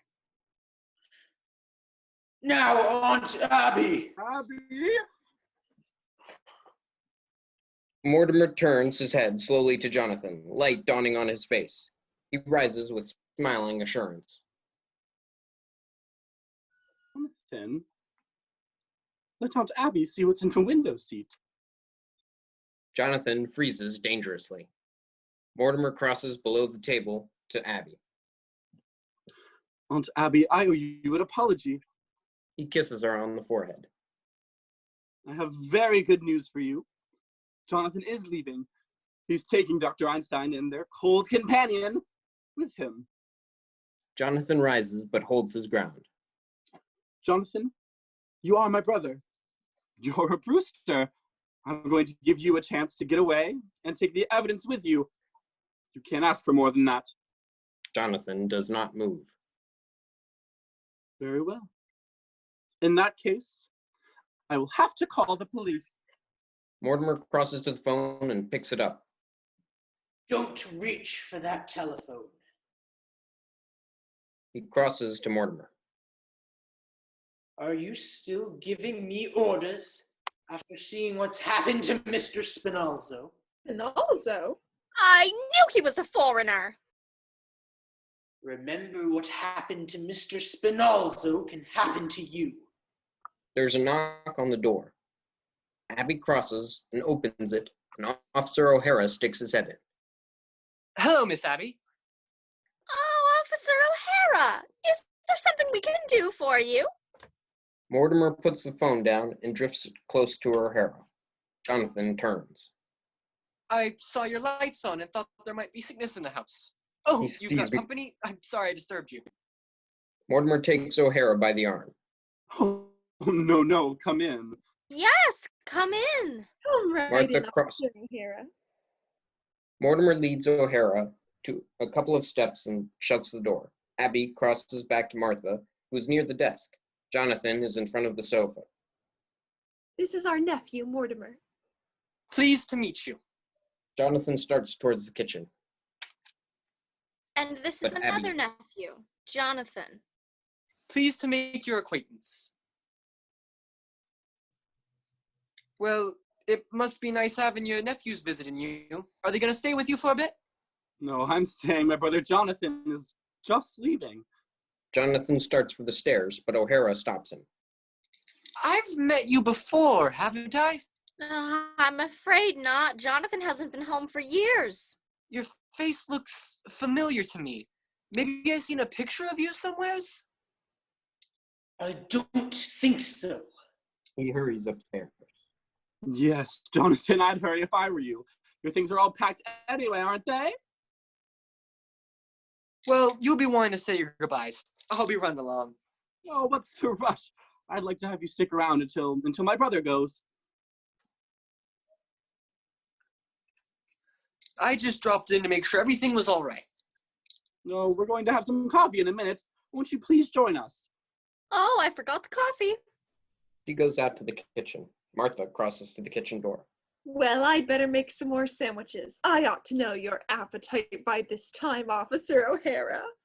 She goes out to the kitchen as O'Hara follows her. Don't bother. I'm due to ring in a few minutes. Oh, you can have a cup of coffee with us. My brother will be gone soon. He leads O'Hara to the table and then to the armchair. Sit down. Say, ain't I seen a photograph of your brother around here somewheres? I don't think so. He sits at the table. He certainly reminds me of somebody. No, he looks like somebody you've probably seen in the movies. I never go to the movies. I hate them. My mother says the movies is a bastard art. Yes, it's full of... Your mother said that? Yeah, my mother was an actress, a stage actress. Perhaps you've heard of her? Peaches Latour? It sounds like a name I've seen in a program. What did she play? Well, her big hit was Mutt and Jeff. Played it for 3 years. I was born on tour, the 3rd season. You were? Yep, Sioux City, Iowa. I was born in the dressing room at the end of the 2nd act. My mother made the finale. What a trooper. There must be a good story in your mother. Hey, you know, I write about the theater. You do? Say, you're not Mortimer Brewster, the dramatic critic. Why, yes. Well, I certainly am glad to meet you. He moves his hat and stick preparatory to shaking hands with Mortimer. He also picks up the sports shoe which Martha has left on the table. He looks at it for just a split second, and then puts it back on the table. Mortimer sees it and stares at it. Say, Mr. Brewster, we're in the same line of business. Mortimer is still intent on the shoe. We are? Yes, I'm a playwright. Oh, this being on the police force, it's just temporary. No, how long have you been on the force? 12 years. I'm collecting material for a play. I'll bet it's a honey. Well, it ought to be. With all the drama I see being a cop, Mr. Brewster, you got no idea what goes on in Brooklyn. I think I have. He puts the shoe under his chair and then looks at his watch, then looks towards the balcony. Say, what time you got? 10 after 1. Gee, I gotta ring in. He starts for the door, but Mortimer stops him. Wait a minute. O'Hara, on that play of yours, I may be able to help you. He sits him back in the chair. Say, it was fate my walking in here tonight. Look, I'll tell you the plot. At this point, Jonathan enters on the balcony, followed by Dr. Einstein. They each have a bag. At the same moment, Abby enters from the kitchen. Helpful as the cop has been, Mortimer does not want to listen to his plot. As he backs away from him, he speaks to Jonathan as they come down the stairs. Oh, you're on your way, eh? Good. You haven't got much time, you know. Well, everything's just about ready. She sees Jonathan and Einstein at the foot of the stairs. Oh, you're leaving now, Jonathan. Goodbye. Goodbye, Dr. Einstein. She sees the instrument case above the window seat. Oh, doesn't that case belong to you? This reminds Mortimer of Mr. Spinoza. Yes, Jonathan. You can't go without all of your things. Now, to get rid of O'Hara, he turns to him. Well, O'Hara, it was nice meeting you. I'll see you again and we'll talk about your play. Oh, I'm not O'Hara. leaving now, Mr. Brewster. What? Why not? Well, you just offered to help me with my play, didn't you? You and I are gonna write my play together. No, I can't do that, O'Hara. I'm not a creative writer. I'll do the creating. You just put the words to it. But, O'Hara... No, sir, Mr. Brewster. I ain't leaving this house till I tell you the plot. He crosses and sits on the window seat. Jonathan starts for the door. In that case, Mortimer will be running along. Don't try that. You can't go yet. You've got to take everything with you, you know. He turns and sees O'Hara on the window seat and runs to him. Look, O'Hara, you're along now, eh? My brother's just going. I can wait. I've been waiting 12 years. Martha enters from the kitchen with a tray of coffee and sandwiches. I'm sorry I was so long. Don't bring that in here. O'Hara, would you like to join us for a bite in the kitchen? The kitchen? Jonathan's leaving. Oh, well, that's nice. Come along, Officer O'Hara. He exits to the kitchen. O'Hara gets to the kitchen doorway as Abby speaks. Sure you don't mind eating in the kitchen, Mr. O'Hara? And where else would you eat? Goodbye, Jonathan. Nice to have seen you again. O'Hara exits to the kitchen, followed by Abby. Abby crosses to the kitchen doorway and shuts the door, and then turns to Jonathan. I'm glad you came back to Brooklyn, Jonathan, because it gives me a chance to throw you out. And the first one out is your boyfriend, Mr. Spinalzo. He lifts up the window seat. As he does so, O'Hara, sandwich in hand, enters from the kitchen. Mortimer drops the window seat. Look, Mr. Brewster, we can talk in here. Mortimer pushes him into the kitchen. Coming right out. I might have known you'd grow up to write a play with a policeman. Mortimer from the kitchen doorway. Get going now, all three of you. He exits, shutting the door. Jonathan puts his bag down and crosses to the window seat. Doctor, this affair between my brother and me has got to be settled. Einstein crosses to the window seat for the instrument case and brings it back to the foot of the stairs. Now, Johnny, we got trouble enough. Your brother gives us a chance to get away. What more could you ask? You don't understand. He lifts the window seat. This goes back a good many years. Now, Johnny, let's get going. We're not going. We're going to sleep here tonight. With a cop in the kitchen and Mr. Spinalzo in the window seat. That's all he's got on us. He puts the window seat down. We'll take Mr. Spinalzo down and dump him in the bay, and come right back here. Then if he tries to interfere... Now, Johnny... Doctor, you know when I make up my mind. Yeah, when you make up your mind, you lose your head. Brooklyn ain't a good place for you. Doctor! Okay, we got to stick together. Someday we get stuck together. If we're coming back here, do we got to take these bags with us? No. Leave them here and hide them in the cellar. Move fast! He moves the bags to the left end of the sofa as Einstein goes down the cellar with the instrument case.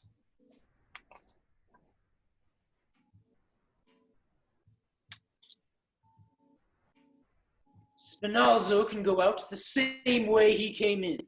He kneels on the window seat and looks out. Then he starts to lift the window seat. Einstein comes into the cellar from the cellar with some excitement. Hey, Johnny, come quick. Jonathan crosses to him. What's the matter? You know that hole in the cellar? Yes. We got an ace in the hole. Come on, I show you. They both exit into the cellar. Jonathan shuts the door. Mortimer enters from the kitchen and sees their bags still there. He opens the window seat and sees Spinalzo. Then he puts his head out the window and yells, Jonathan! Jonathan!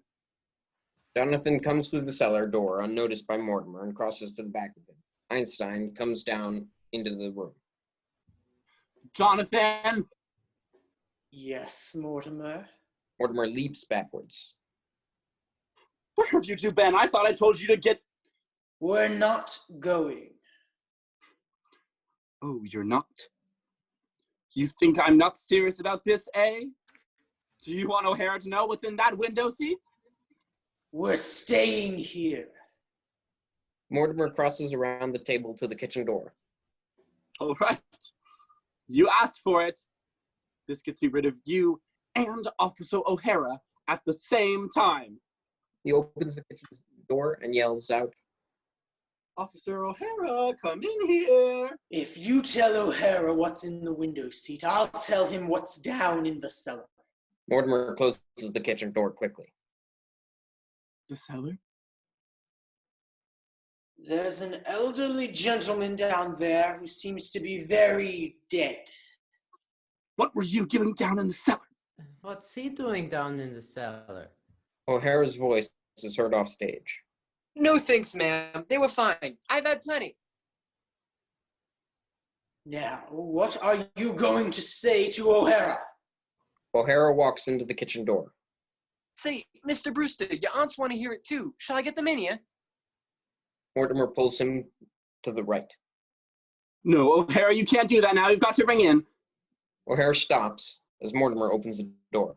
The hell with ringing in. I'll get your aunts in here and tell you the plot. He starts for the kitchen door. Mortimer grabs him. No, O'Hara, not in front of all these people. We'll get together alone, someplace later. How about the back room at Kelly's? Mortimer passes O'Hara in front of him. Fine, you go ring in and I'll meet you at Kelly's. Jonathan is at the window seat. Why don't you two go down in the cellar? That's all right with me. He starts for the cellar door. Is this the cellar? Mortimer grabs him again and pushes him towards the door. No, we'll go to Kelly's, but you're going to ring in on the way. All right, that'll only take a couple of minutes. He exits. Mortimer takes his hat from the hall tree and crosses to the open door. I'll ditch this guy and be back in 5 minutes. I'll expect to find you gone. He changes his mind. Wait for me. Einstein sits at the table. We'll wait for him, Doctor. I've waited a great many years for a chance like this. We got him right where we want him. Did he look guilty? Take the bags up to our room, Doctor. Einstein gets the bags and reaches the foot of the stairs with them. Abby and Martha enter from the kitchen. Abby speaks. Have they gone? Oh, we thought we heard somebody leave.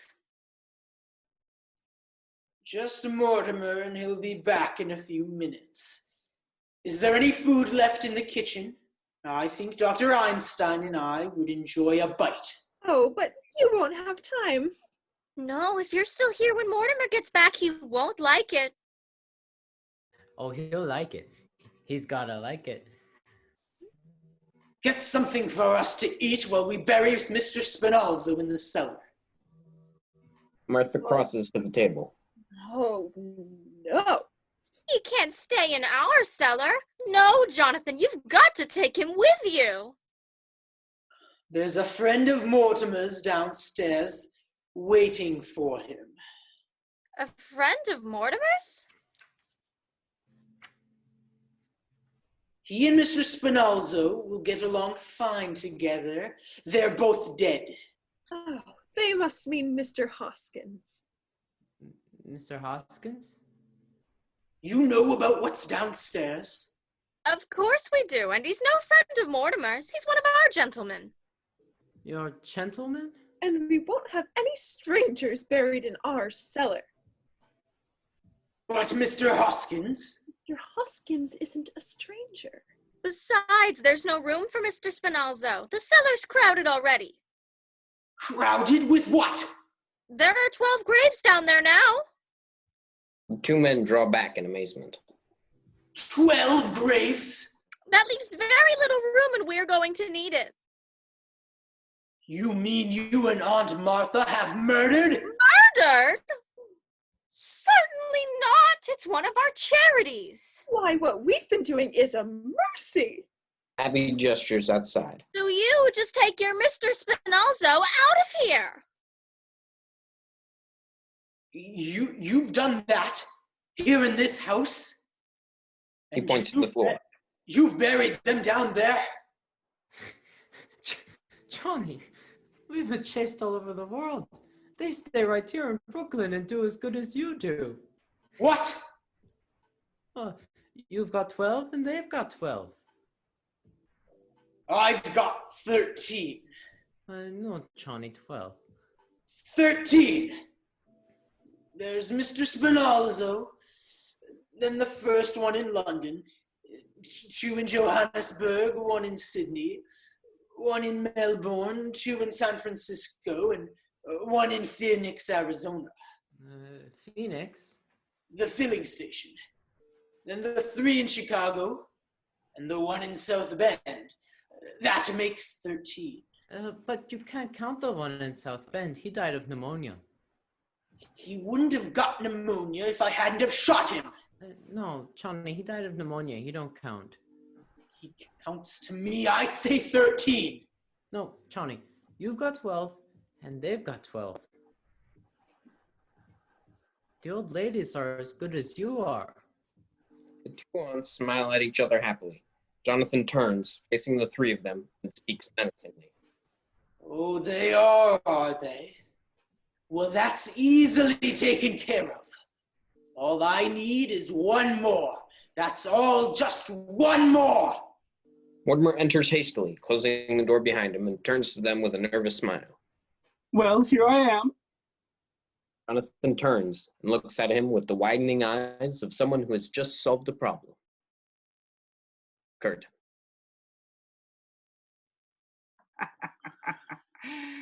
Oh, bravo. Bravo, everybody.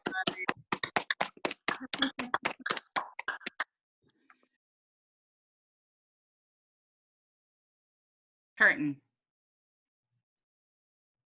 3. Scene 1. The scene is the same, still later that night.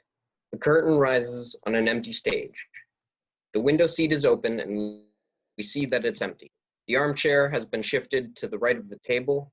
The drapes over the windows are closed, and all the doors except the cellar door are closed.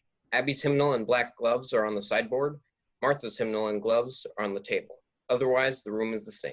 As the curtain rises, we hear a row from the cellar through the open door. The speeches overlap in excitement and anger until the aunts appear on stage. You stop doing that! This is our house and this is our cellar and you can't do that! Ladies, please, go back upstairs to where you belong. Abby, Martha, go upstairs. There's no use you're doing what you're doing because it will just have to be undone. I tell you we won't have it and you'd better stop it right now! All right, you'll find out. You'll find out whose house this is. Opens it and looks out. Then she closes it. I'm warning you, you'd better stop it. Hasn't Mortimer come back yet? No. It's a terrible thing to do, to bury a good Methodist with a foreigner. She crosses to the window seat while Martha crosses back to the cellar door. I will not have our cellar desecrated. Abby drops the window seat. And we promised Mr. Hoskins a full Christian funeral. Where do you suppose Mortimer went? Oh, I don't know, but he must be doing something because he said to Jonathan, "You just wait, I'll settle this." Abby crosses up to the sideboard.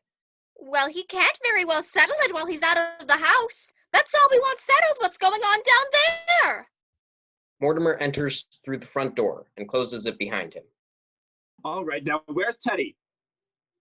Mortimer, where have you been? I've been over to Dr. Gilchrist. I've got his signatures on Teddy's commitment papers. Mortimer, what is the matter with you? Running around and getting papers signed at a time like this. You know what Jonathan is doing? He's putting Mr. Hoskins and Mr. Spinalzo in together. Oh, he is he? Well, let him. He shuts the cellar door. Is Teddy in his room? Teddy won't be any help. When he signs these commitment papers, I can tackle Jonathan. What have they got to do with it? You had to go and tell Jonathan about those 12 graves. If I make Teddy responsible for those, I can protect you, don't you see? No, I don't see. And we pay taxes to have the police protect us.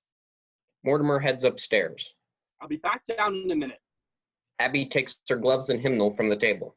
Come, Martha. We're going for the police.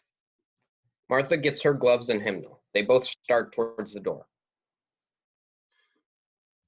Mortimer, Alright. he turns and rushes downstairs to the door before the aunts can reach it.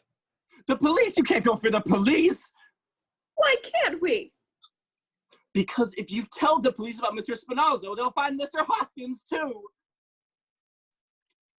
And that might make them curious, and they'll find out about the other 12 gentlemen.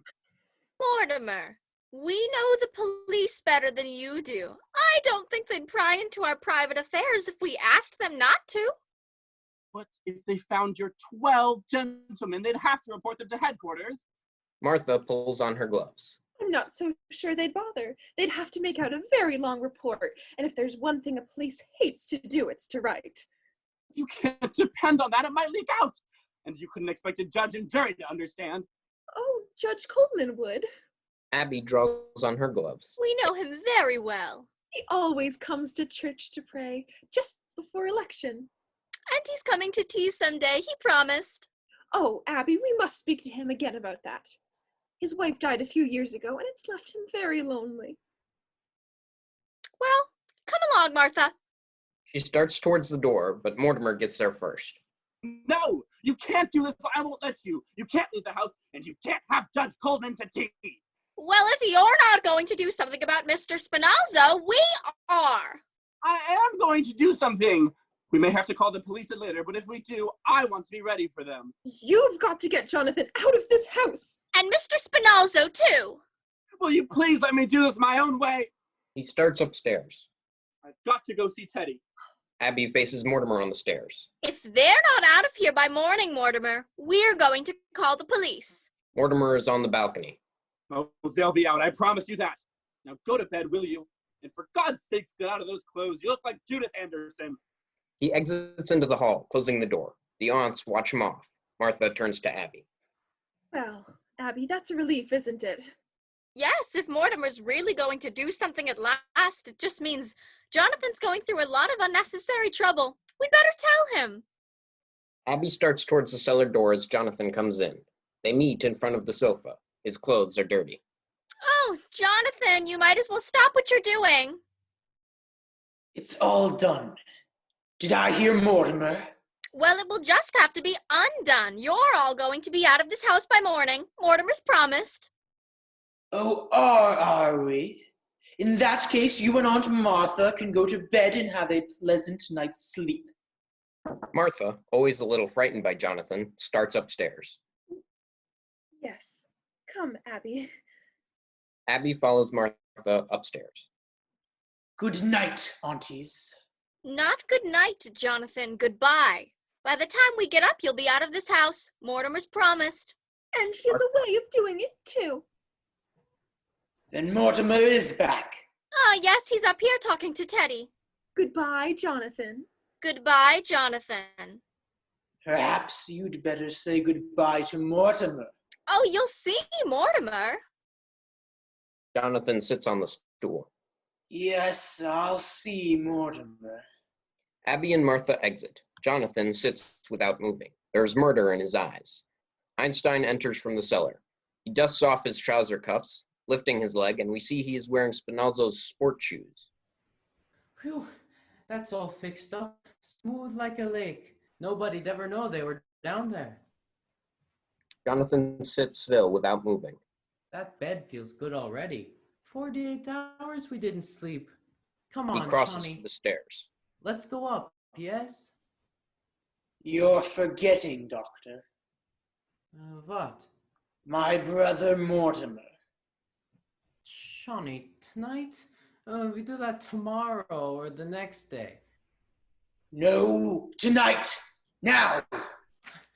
Johnny, please.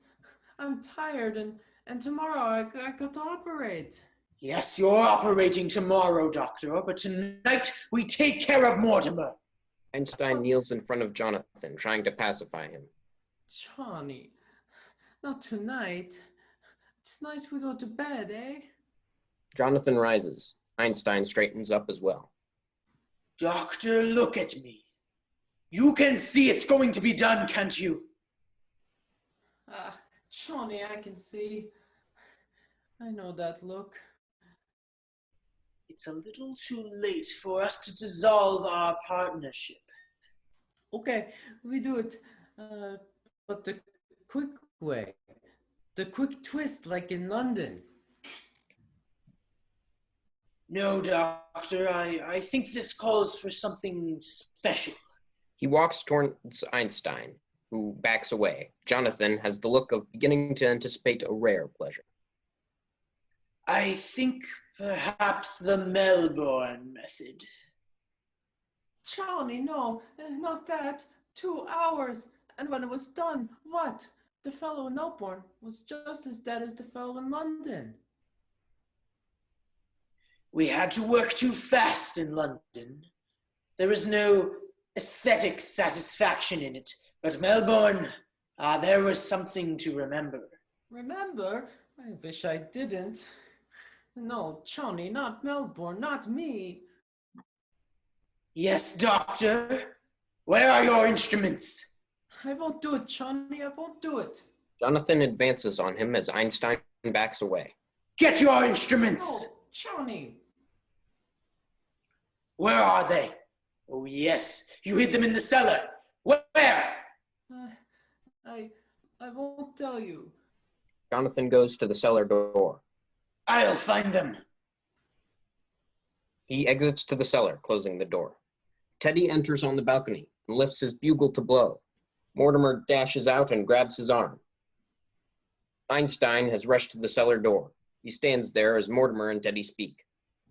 Don't do that, Mr. President. I cannot sign any proclamation without consulting my cabinet.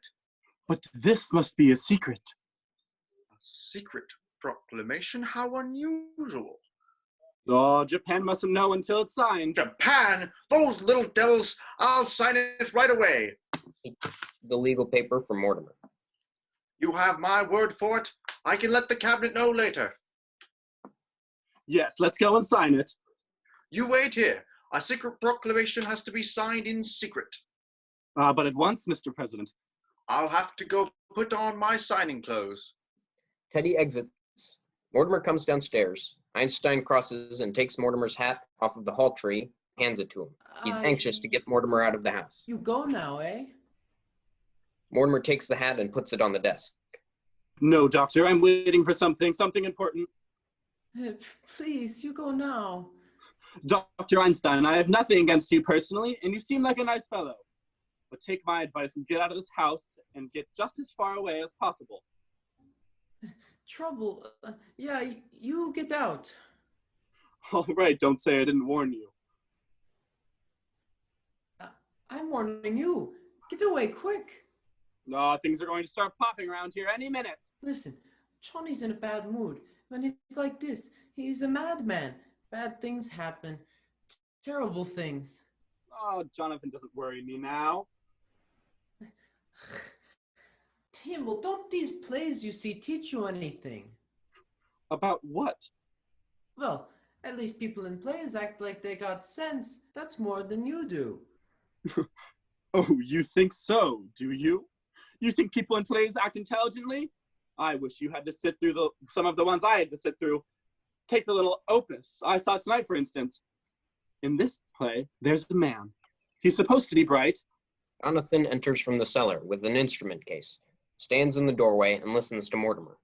He knows he's in a house with murderers. He ought to know he's in danger. He's even been warned to get out of this house.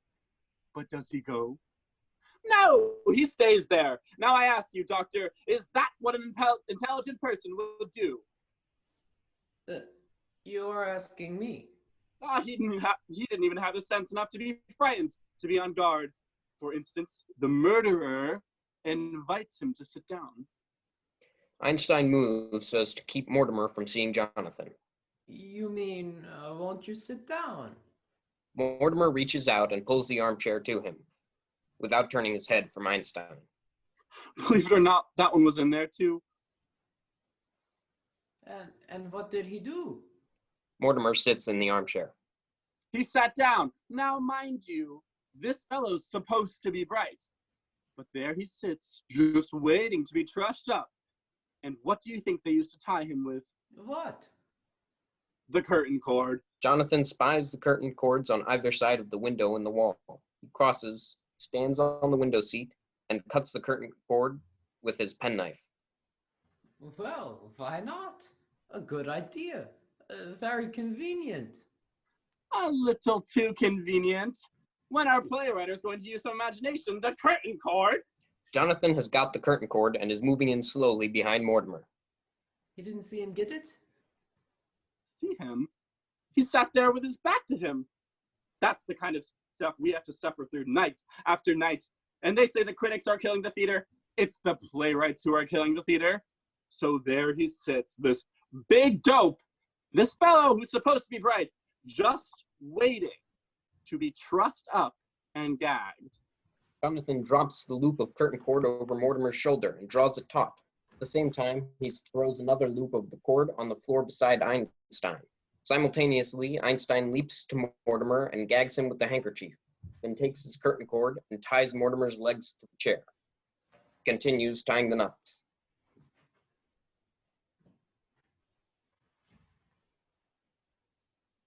You're right about that fella. He wasn't very bright. Now, Mortimer, if you don't mind, we'll finish the story. He goes to the sideboard and brings 2 candelabras to the table and speaks as he lights them. Einstein remains kneeling beside Mortimer. Mortimer, I've been away for 20 years, but never once in all that time, my dear brother, were you out of my mind. In Melbourne one night I dreamed of you. When I landed in San Francisco, I felt a strange satisfaction. Once more I was in the same country with you. Jonathan has finished lighting the candles. He crosses and flips the light switch, darkening the stage. As he crosses, Einstein gets up and crosses to the window seat. Jonathan picks up the instrument case at the cellar doorway and sets it on the table between the candelabras and opens it, revealing various surgical instruments both in the bottom of the case and on the inside of the cover. Now, Doctor, we go to work. He removes an instrument from the case and fingers it lovingly as Einstein crosses and kneels on the chair to the left of the table. He's not too happy about all of this. Please, Johnny, for me, the quick way. Doctor, this must really be an artistic achievement. Johnny. After all, we are performing before a very distinguished critic. But Johnny. Doctor. All right, let's get it over. He closes the drapes tightly and sits on the window seat. Jonathan takes 3 or 4 more instruments out of the case and fingers them. At last, having the necessary equipment laid out on the towel, he begins to put on a pair of rubber gloves.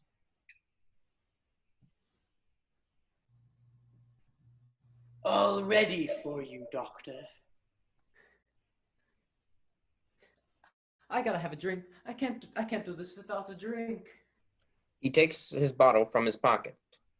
He brings it up to drink, but finds it empty. He rises. Pull yourself together, Doctor.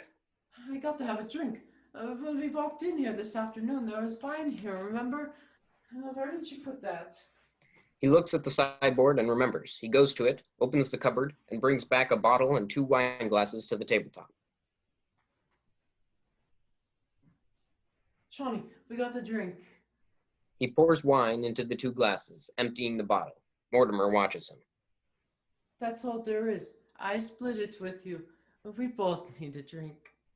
He hands 1 glass to Jonathan and then raises his own glass to his lips. Jonathan stops him. One moment, Doctor, please. Where are our manners? He drops nearer to Mortimer and looks at him. Yes, Mortimer, I realize now it was you who brought me back to Brooklyn. He looks at the wine, then draws it back and forth under his nose, smelling it. He decides that it's all right, apparently, for he raises his glass. Doctor, to my dear, dead brother. As they get the glasses to their lips, Teddy steps out on the balcony and blows a terrific call on his bugle. Einstein and Jonathan drop their glasses, spilling the wine. Teddy turns and exits. Ah, God. Damn that idiot! He starts for the stairs. Einstein rushes over and intercepts him. He goes next, that's all! He goes next! Oh, Johnny, not Teddy. That's fresh. Stop, not Teddy. We get to Teddy later. We don't get to him at all. Now we've got to work fast. He crosses to Mortimer. The quick way, eh, Johnny? Yes, Doctor, the quick way. He pulls a large silk handkerchief from his inside pocket and drops it around Mortimer's neck. At this point, the door bursts open and Officer O'Hara comes into the center stage, very excited. Hey, the Colonel's gotta quit blowing that horn! He and Einstein, Jonathan and Einstein are standing in front of Mortimer, hiding him from O'Hara. It's all right, officer. We're taking the bugle away from him. There's going to be hell to pay in the morning. We promised the neighbors he wouldn't do that anymore. It won't happen again, officer. Good night. I'd better speak to him myself. Where are the lights? O'Hara puts on the lights and goes upstairs to the landing when he sees Mortimer. Hey! You stood me up! I waited an hour for you at Kelly's. He comes downstairs and over to Mortimer and looks at him and then speaks to Jonathan and Einstein. What happened to him? He was explaining the play he saw tonight. That's what happened to the fellow in the play. Did they have that in the play you saw tonight? Mortimer nods his head. Gee, they practically stole it from the third act of my play. He starts to explain. Why, in this my second act, just before the... He turns back to Mortimer. I'd better begin at the beginning. It opens in my mother's dressing room, where I was born, only I ain't born yet. Mortimer rubs his shoes together to attract O'Hara's attention. Huh? Oh, yeah. He starts to remove the gag from Mortimer's mouth, but then decides not to. No, you've got to hear the plot. He gets a stool and brings it to the right of Mortimer and sits, continuing on with his plot as the curtain falls. Well, she's sitting there making up, see, when all of a sudden, through the door, a man with a black mustache walks in, turns to my mother and says, "Miss Latour, will you marry me?" She doesn't know he's pregnant.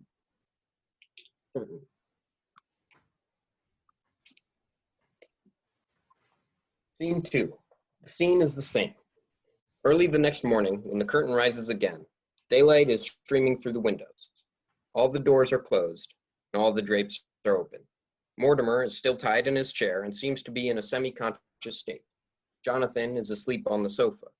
Einstein, pleasantly intoxicated, is seated to the left of the table, his head resting on the tabletop.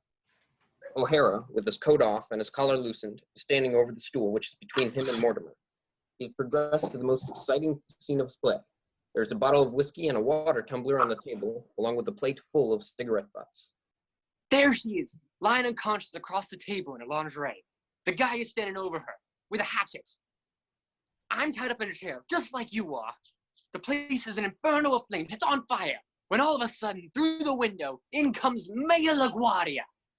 Einstein raises his head and looks out the window. Not seeing anyone, he reaches for the bottle and pours himself another drink. O'Hara crosses above to him and takes the bottle. Hey, remember who paid for that? Go easy on it. Well, I'm listening, aren't I? He crosses to Jonathan on the sofa. How do you like it so far? Well, it put Johnny to sleep. O'Hara has just finished taking a swig from the bottle. Let him alone. If he got no more interest in that, then he don't get a drink. Einstein takes his glass and sits on the bottom stair. At the same time, O'Hara crosses, puts the stool under the desk and the whiskey bottle on top of it, and then comes back to the center stage and goes on with his play. All right. It's 3 days later. I've been transferred and I'm under charges. That's because somebody stole my badge. All right. I'm walking my beat on Staten Island. 46th precinct. When a guy I'm following, it turns out, is really following me.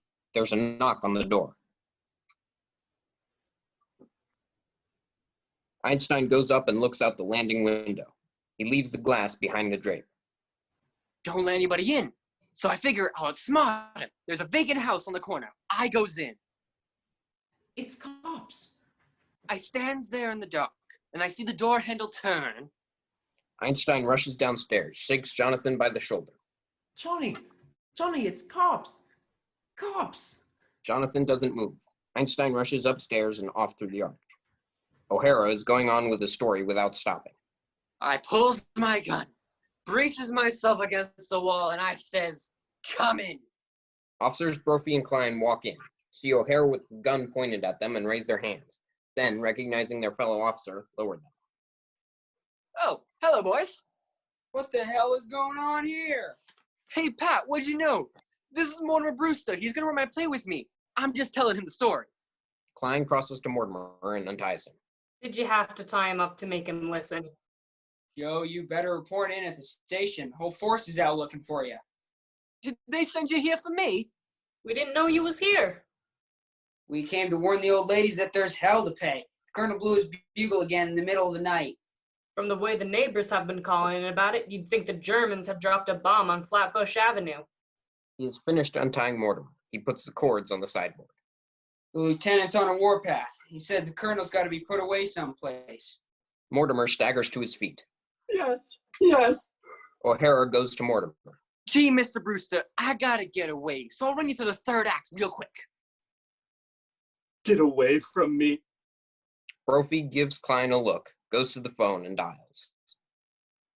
Say, do you know what time it is? It's after 8 o'clock in the morning. It is? He follows Mortimer to the stairs.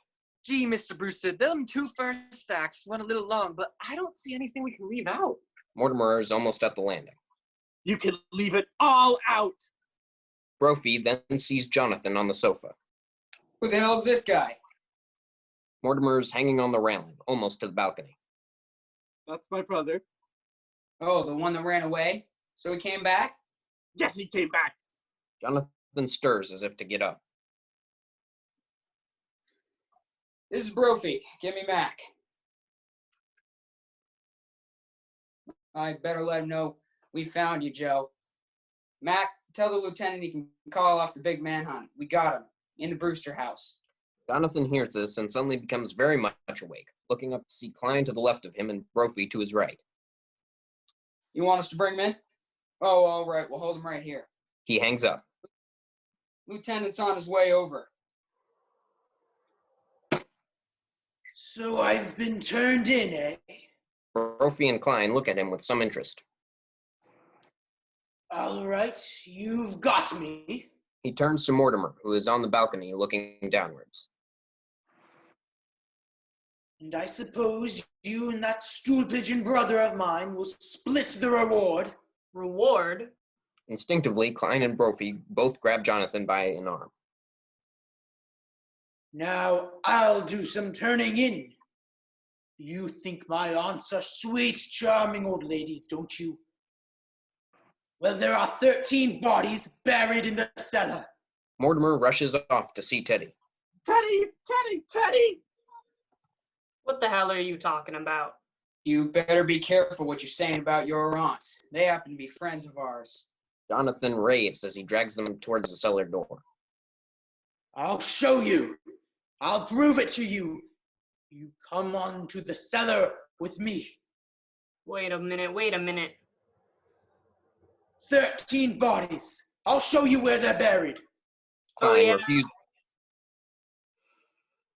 You don't want to see what's down in the cellar? Brophy releases Jonathan's arm and then says to Klein, You go on down in the cellar with me. Klein drops Jonathan's arm, backs away, and looks at him. I'm not so sure I want to be down in that cellar with him. Look at that puss. He looks like Boris Karloff. Jonathan, at the mention of Karloff, grabs Klein by the throat and begins to choke him. Hey, what the hell? Hey, Pat, get him off me. Brophy takes out a rubber blackjack. Here, what do you think you're doing? He socks Jonathan on the head. Jonathan falls unconscious, face down. Klein, throwing Jonathan's weight to the floor, backs away, rubbing his throat. Well, what do you know about that? There's a knock on the right door. Come in. Lieutenant Rooney bursts in, slamming the door after him. He's a very tough, driving, dominating officer. What the hell are you men doing here? I told you I was gonna handle this. Well, sir, we was just about to. Klein's eyes go to Jonathan, and Rooney sees him. What happened? Did he put up a fight? This ain't the guy that blows his bugle. This is his brother. He tried to kill Klein. All I said was he looked like Boris Karloff. Turn him over. The two cops turn Jonathan over on his back. Klein steps back. Rooney crosses in front of Brophy to take a look at Jonathan. Brophy drifts to the right of Rooney. O'Hara is still at the foot of the stairs. Kinda think he's wanted somewhere. Oh, you kind of think he's wanted somewhere? If you guys don't look at the circulars we hang up in the station, at least you could read True Detective. Certainly he's wanted. In Indiana, escaped from the prison for the criminal insane. He's a lifer. For God's sake, that's how he was described. He looked like Karloff. Was there reward mentioned? Yeah, and I'm claiming it. He was trying to get us down in the cellar. He said there was 13 bodies buried down there. 13 bodies buried in the cellar? And that didn't tip you off he came out of a nut house. I thought all along he talked kind of crazy. Rooney sees O'Hara for the first time, and he turns to Oh, it's Shakespeare. Where have you been all night? And you needn't bother to tell me. I've been right here, sir, writing a play with Mortimer Brewster. Yeah? Well, you're going to have plenty of time to write that play. You're suspended. Now get back and report in. O'Hara takes his coat, nightstick, and cap from the top of the desk. He goes to the right door and opens it. And he turns to Rooney. Can I come over sometime to use the station typewriter? No, get out of here. O'Hara runs out. Rooney closes the door and turns to the cops. Eddie enters on the balcony and comes downstairs unnoticed and stands at Rooney's back to the right of him. Rooney says to the cops. Take that guy somewhere else and bring him to. The cops bend down to pick up Jonathan. See what you can find out about his accomplice. The cops stand up again in a questioning attitude.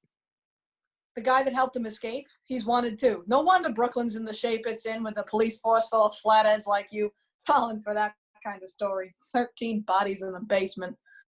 But there are 13 bodies in the cellar. Who are you? I'm President Roosevelt. What the hell is this? He's the fellow that blows the bugle. Good morning, Colonel.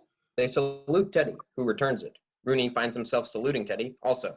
He pulls down his hand in disgust. Well, Colonel, you've blown your last bugle. Teddy sees Jonathan on the floor. Dear me. Another yellow fever victim? What? All the bodies in the cellar are yellow fever victims. Rooney crosses exasperatedly to the front door on this.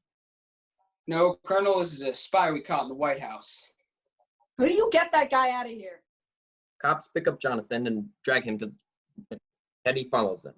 Mortimer enters and comes down the stairs. Teddy turns back to Rooney. If there's any questioning of spies, that's my department. You keep out of this. You're forgetting. As president, I am also head of the Secret Service. Brophy and Klein exit with Jonathan into kitchen. Teddy follows them briskly. Mortimer has come to center. Captain, I'm Mortimer Brewster. Are you sure? I'd like to talk to you about my brother Teddy, the one who blew the bugle. Mr. Brewster, we ain't got to talk about that. He's got to be put away. I quite agree with you. In fact, it's all arranged for. I had these commitment papers signed by Dr. Gilchrist, our family's physician. Teddy has signed them himself, you see. And I've signed theirs next of kin. Where's he going? Happy Dale. All right, I don't care where he goes as long as he goes. Oh, he's going all right. But I want you to know that everything that's happened around here, Teddy's responsible for. Now, for those 13 bodies in the cellar. Yeah, those 13 bodies in the cellar. It ain't enough that the neighbors are all afraid of him and is disturbing the peace of that bugle, but can you imagine what would happen if that cockeyed story about 13 bodies in the cellar got around? And now he's starting a yellow fever scare. Cute, ain't it? 13 bodies. Do you think anyone would believe that story? Well, you can't tell. Some people are just dumb enough.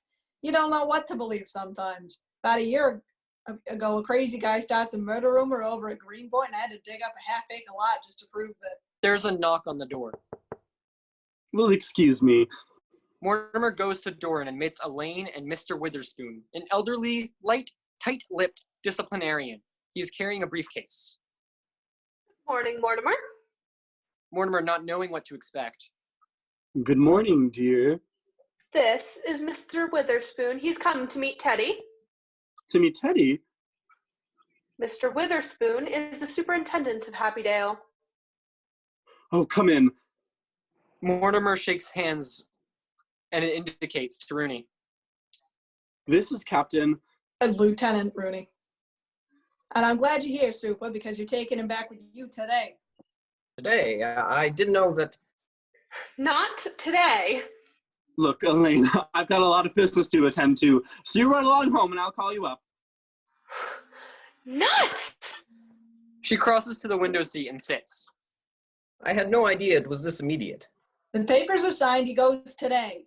Teddy backs into room from kitchen, speaking sharply in the direction whence he's come. Complete insubordination. You men will find out I'm no mollycoddle. He slams the door and comes down to below table. Is treated like that. What's this country coming to? There's your man, Super. Just a minute. Mortimer crosses to Teddy and speaks to him as a child.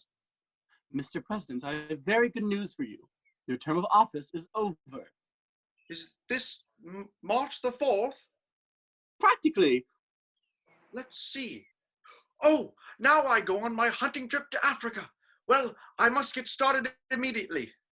Teddy starts across the room and almost bumps into Witherspoon. He looks at him, then steps back to Mortimer.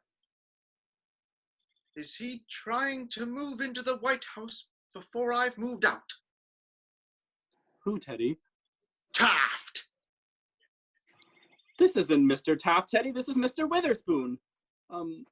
He's going to be your guide in Africa. Teddy shakes hands with Witherspoon enthusiastically. Bully! I'll bring down my equipment. Teddy crosses to stairs. Martha and Abby have entered on balcony during last speech and are coming downstairs. When the safari comes, tell them to wait. As Teddy passes the aunts on his way to landing, he shakes hands with each without stopping his walk. Goodbye, Aunt Ivy. Goodbye, Aunt Martha. I'm on my way to Africa. Isn't it wonderful? Charge! He charges up the stairs and off. The aunts are at the foot of stairs. Mortimer crosses to the aunts. Good morning, darlings. Oh, we have visitors. This is Lieutenant Rooney. Abby crosses, shakes hands with him. How do you do, Lieutenant? My, you don't look like the fuss budget the policemen say you are. Why, the lieutenant is here, you know. Teddy blew his bugle again last night. Oh, yes, we were going to speak to Teddy about that. It's a little bit more serious than that, Miss Brewster. Mortimer easing the aunts to Witherspoon, who is above table where he has opened his briefcase and extracted some papers. And you haven't met Mr. Witherspoon? He's the superintendent of Happydale. Oh, Mr. Witherspoon, how do you do? Come to meet Teddy. He's come to take him. The aunts turn to Rooney questioningly, Mortimer making it as easy as possible. Aunties, the police want Teddy to go there today. Oh, no! Well, we're alive. I'm sorry, Miss Brewster, but it has to be done. The papers are all signed and he's going along with the superintendent. We won't permit it. We promised to take the bugle away from him. We won't be separated from Teddy. I'm sorry, ladies, but the law's the law. He's committed himself and he's going. Well, if he goes, we're going too. Yes, you'll have to take us with him. Mortimer has an idea and crosses to Witherspoon. Well, why not? Well, that's very nice of them, but it's impossible. You see, we only take sane people at Happydale. Mr. Witherspoon, if you'll let us live there with Teddy, we'll see that Happydale is in our will, and we're a very generous amount. Well, the Lord knows we could use the money, but I'm afraid... Now, let's be sensible about this, ladies. For instance, here I am wasting my morning when I've got serious work to do. You know there are still murders to be solved in Brooklyn? Yes! Oh, are there? It ain't only his bugle blowing and the neighbors all afraid of him, but things would just get worse. Sooner or later, we'd be put to the trouble of digging up your cellar. Our cellar? Yeah, your nephew's been telling around there that there are 13 bodies in your cellar. But there are 13 bodies in the cellar. Rooney looks disgusted. Mortimer drifts quietly to front of cellar door. That's why you think Teddy has to go away. You come down to the cellar with us and we'll prove it to you. There's one, Mr. Spinalzo, who doesn't belong here and who will have to leave, but the other 12 are our gentlemen. I don't think the lieutenant wants to go down in the cellar. He was telling me that only last year he had to dig up a half-acre lawn, weren't you, Lieutenant? That's right. Oh, you wouldn't have to dig here. The grapes are all marked. We put flowers on them every Sunday. Flowers? Rooney steps Super, up toward Abby, then turns to Witherspoon, indicating the aunts as he speaks. Superintendent, don't you think you could find a room for these ladies? Well, You come along with us and we'll show you the graves.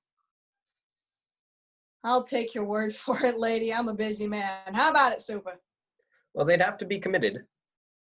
Teddy committed himself. Can't they commit themselves? Can't they sign the paper?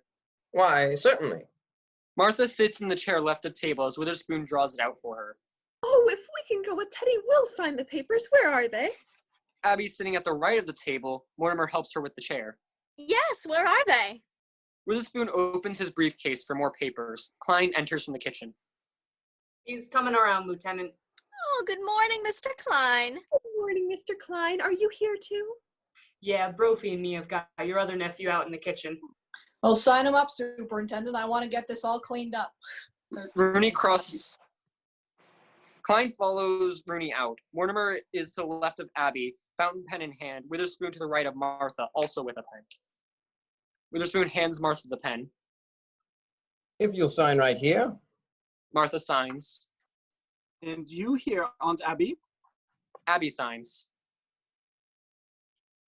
Well, I'm really looking forward to going. The neighborhood here has changed, so. Just think of front lawn again. Einstein enters through arch and comes downstairs to the door, carrying suitcase. He picks hat from hall tree on the way down. Oh, we're overlooking something. What's that? Well, we're going to need the signature of a doctor. Oh. Mortimer sees Einstein about to disappear through the door. Dr. Einstein, will you come over here? We'd like you to sign some papers. Please, I must go. Mortimer crosses to him. Just come right over, doctor. You know, at one time last night, I thought the doctor was going to operate on me. Einstein puts down his suitcase and his hat just inside the door. Just come right over here, doctor. Einstein crosses to the table left of Abby. Just sign right here, doctor. The doctor signs Abby's papers and Martha's paper. Rooney and Klein enter from the kitchen. Rooney crosses to desk and dials phone. Klein stands near the kitchen door. Were you leaving, Doctor? I think I must go. Well, aren't you going to wait for Jonathan? I don't think we're going to the same place. Mortimer sees Elaine on window seat and crosses to her. Hello, Elaine. I'm glad to see you. Stick around, huh? Don't worry, I'm going to. Mortimer Cormac? stands. Rooney, we picked up the guy that's wanted in Indiana. Now, there's a description of his accomplice. It's right on the desk there. Read it to me. Einstein sees Rooney at phone. He starts toward the kitchen and sees Klein standing there. He comes back to the right of table and stands there dejectedly, waiting for the pinch. Rooney repeats the description given to him over the phone, looking blankly at Einstein the while.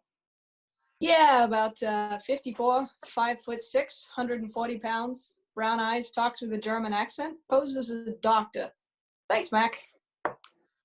Rooney hangs up the phone as Witherspoon crosses to him with papers in hand. All right, Lieutenant, the doctor here has just completed the signatures. Rooney goes to Einstein and shakes his hand. Thanks, Doc. You're really doing Brooklyn a service. Rooney and Klein exit to the kitchen. Einstein stands amazed for a moment, then grabs up his hat and suitcase and disappears through the door. The aunts rise and cross over, looking out after him. Abby shuts the door, and they stand there. Mr. Brewster, you sign now as next of kin. The aunts whisper to each other as Mortimer signs. Yes, of course, right here. That's fine. The aunts... That makes everything complete. Everything legal? Oh, yes.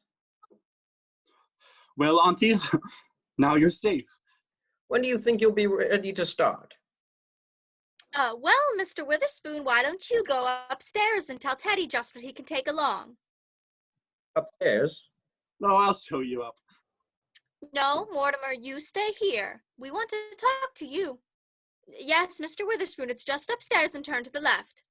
Witherspoon puts his briefcase on sofa and goes up the stairs, the aunts keeping an eye on him while talking to Mortimer. Well, Mortimer, now that we're moving, this house really is yours.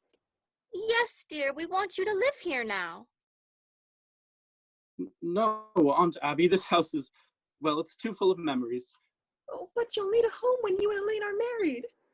Darlings, that's very indefinite. Elaine It rises and is crosses the room. nothing of the kind. We're going to be married right away. Mortimer, we're really very worried about something. Now, darlings, you're going to love it at Happydale. Oh, yes, we're very happy about the whole thing. Oh, that's just it. We don't want anything to go wrong. Will they investigate those signatures? Oh, don't worry. They're not going to look up Dr. Einstein.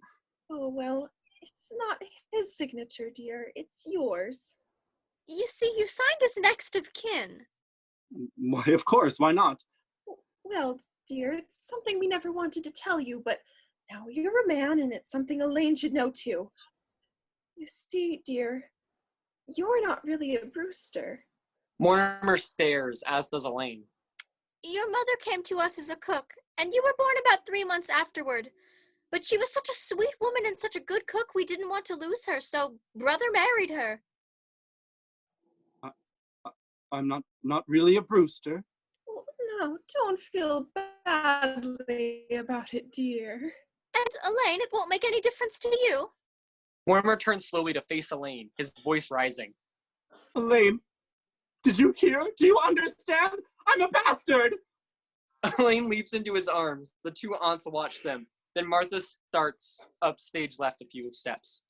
Well, I now must really see about breakfast. Elaine leading Mortimer to the door, opening the door. Mortimer's coming over to my house. Father's gone to Philadelphia, and Mortimer and I are going to have breakfast together.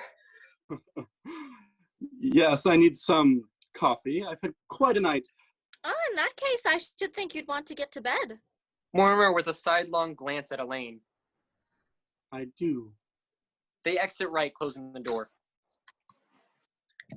Witherspoon enters on balcony carrying 2 canteens. He starts downstairs when Teddy enters carrying a large canoe paddle.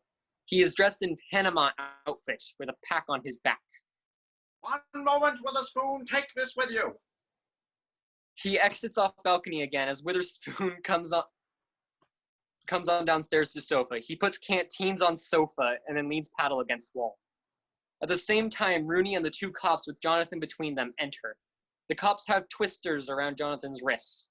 Rooney enters first and crosses to the right. The other 3 stop down left of the table. The aunts are right of the table.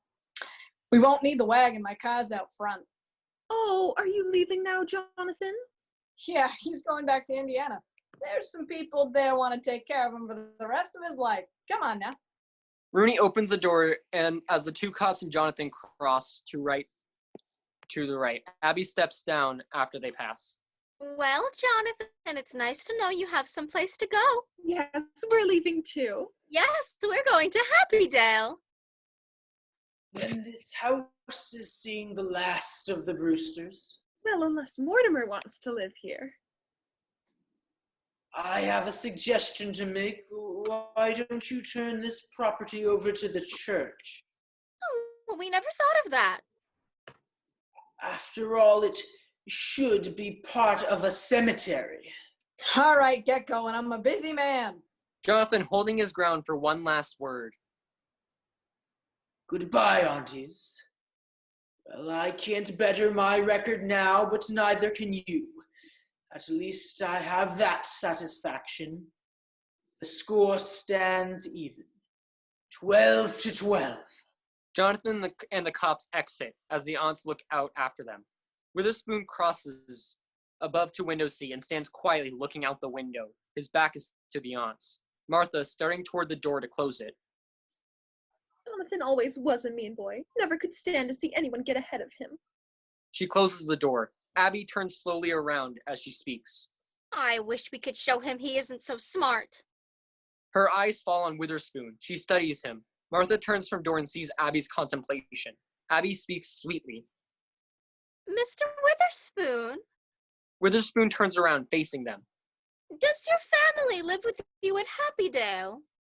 I have no family. Oh. Oh, well, I suppose you could consider everyone at Happydale your family. I'm afraid you don't understand. As superintendent, I have to remain quite aloof. must make it very lonely for you. It does, but my duty is my duty. Well, Martha. Martha takes her cue and goes to the sideboard for a bottle of wine. Bottle in left cupboard is empty. She puts it back and takes out full bottle from the right cupboard. She brings bottle and wine glass to table. Abby continues talking. If Mr. Witherspoon won't join us for breakfast, I think the least we should do is offer him a glass of elderberry wine. Elderberry wine? Oh, we make it ourselves. Why, yes. Of course, at Happydale, our relationship will have to be more formal, but here... He sits in the chair left of the table as Martha pours wine. Abby is beside You don't Martha. see much of elderberry wine nowadays. I thought I'd have my last glass of it. Oh, no. No, here it is. Witherspoon toasts the ladies and lifts the glass to his lips, but the curtain falls before he does.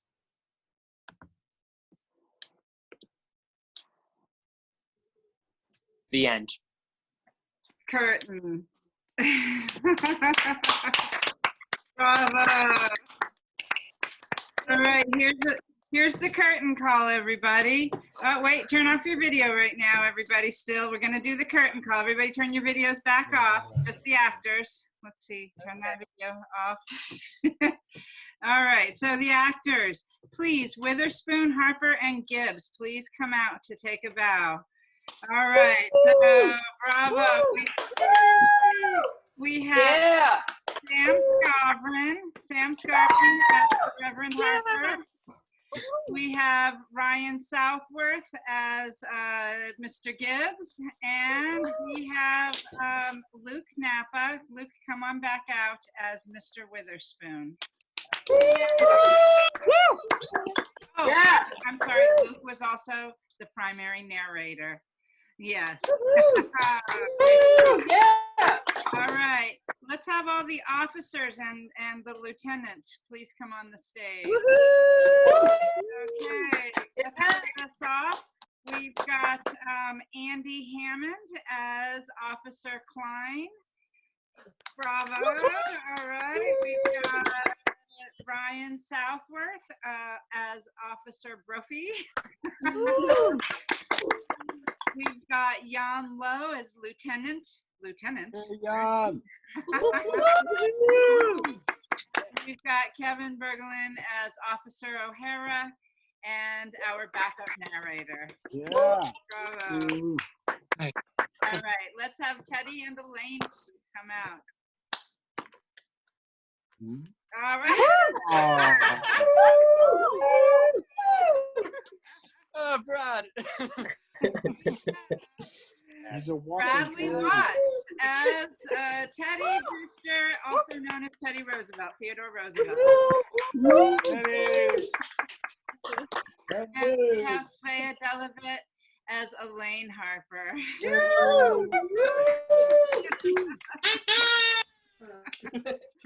All right, let's have Einstein and Jonathan come out, please.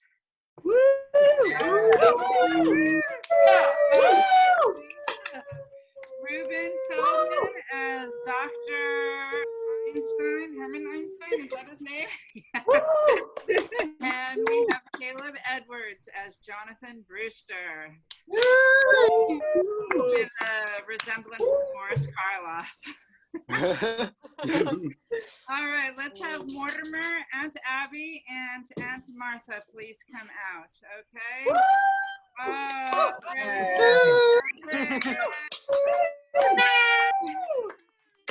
We have Robin Walker Spencer as Aunt Martha Brewster. We have Elaine Landry as Aunt Abby Brewster. And we have Sam Maltese as Mortimer Brewster. And before the audience turns their cameras on, let's have the cast all come out one last time and take a bow. I didn't forget anybody, did I? Please, everybody. Okay.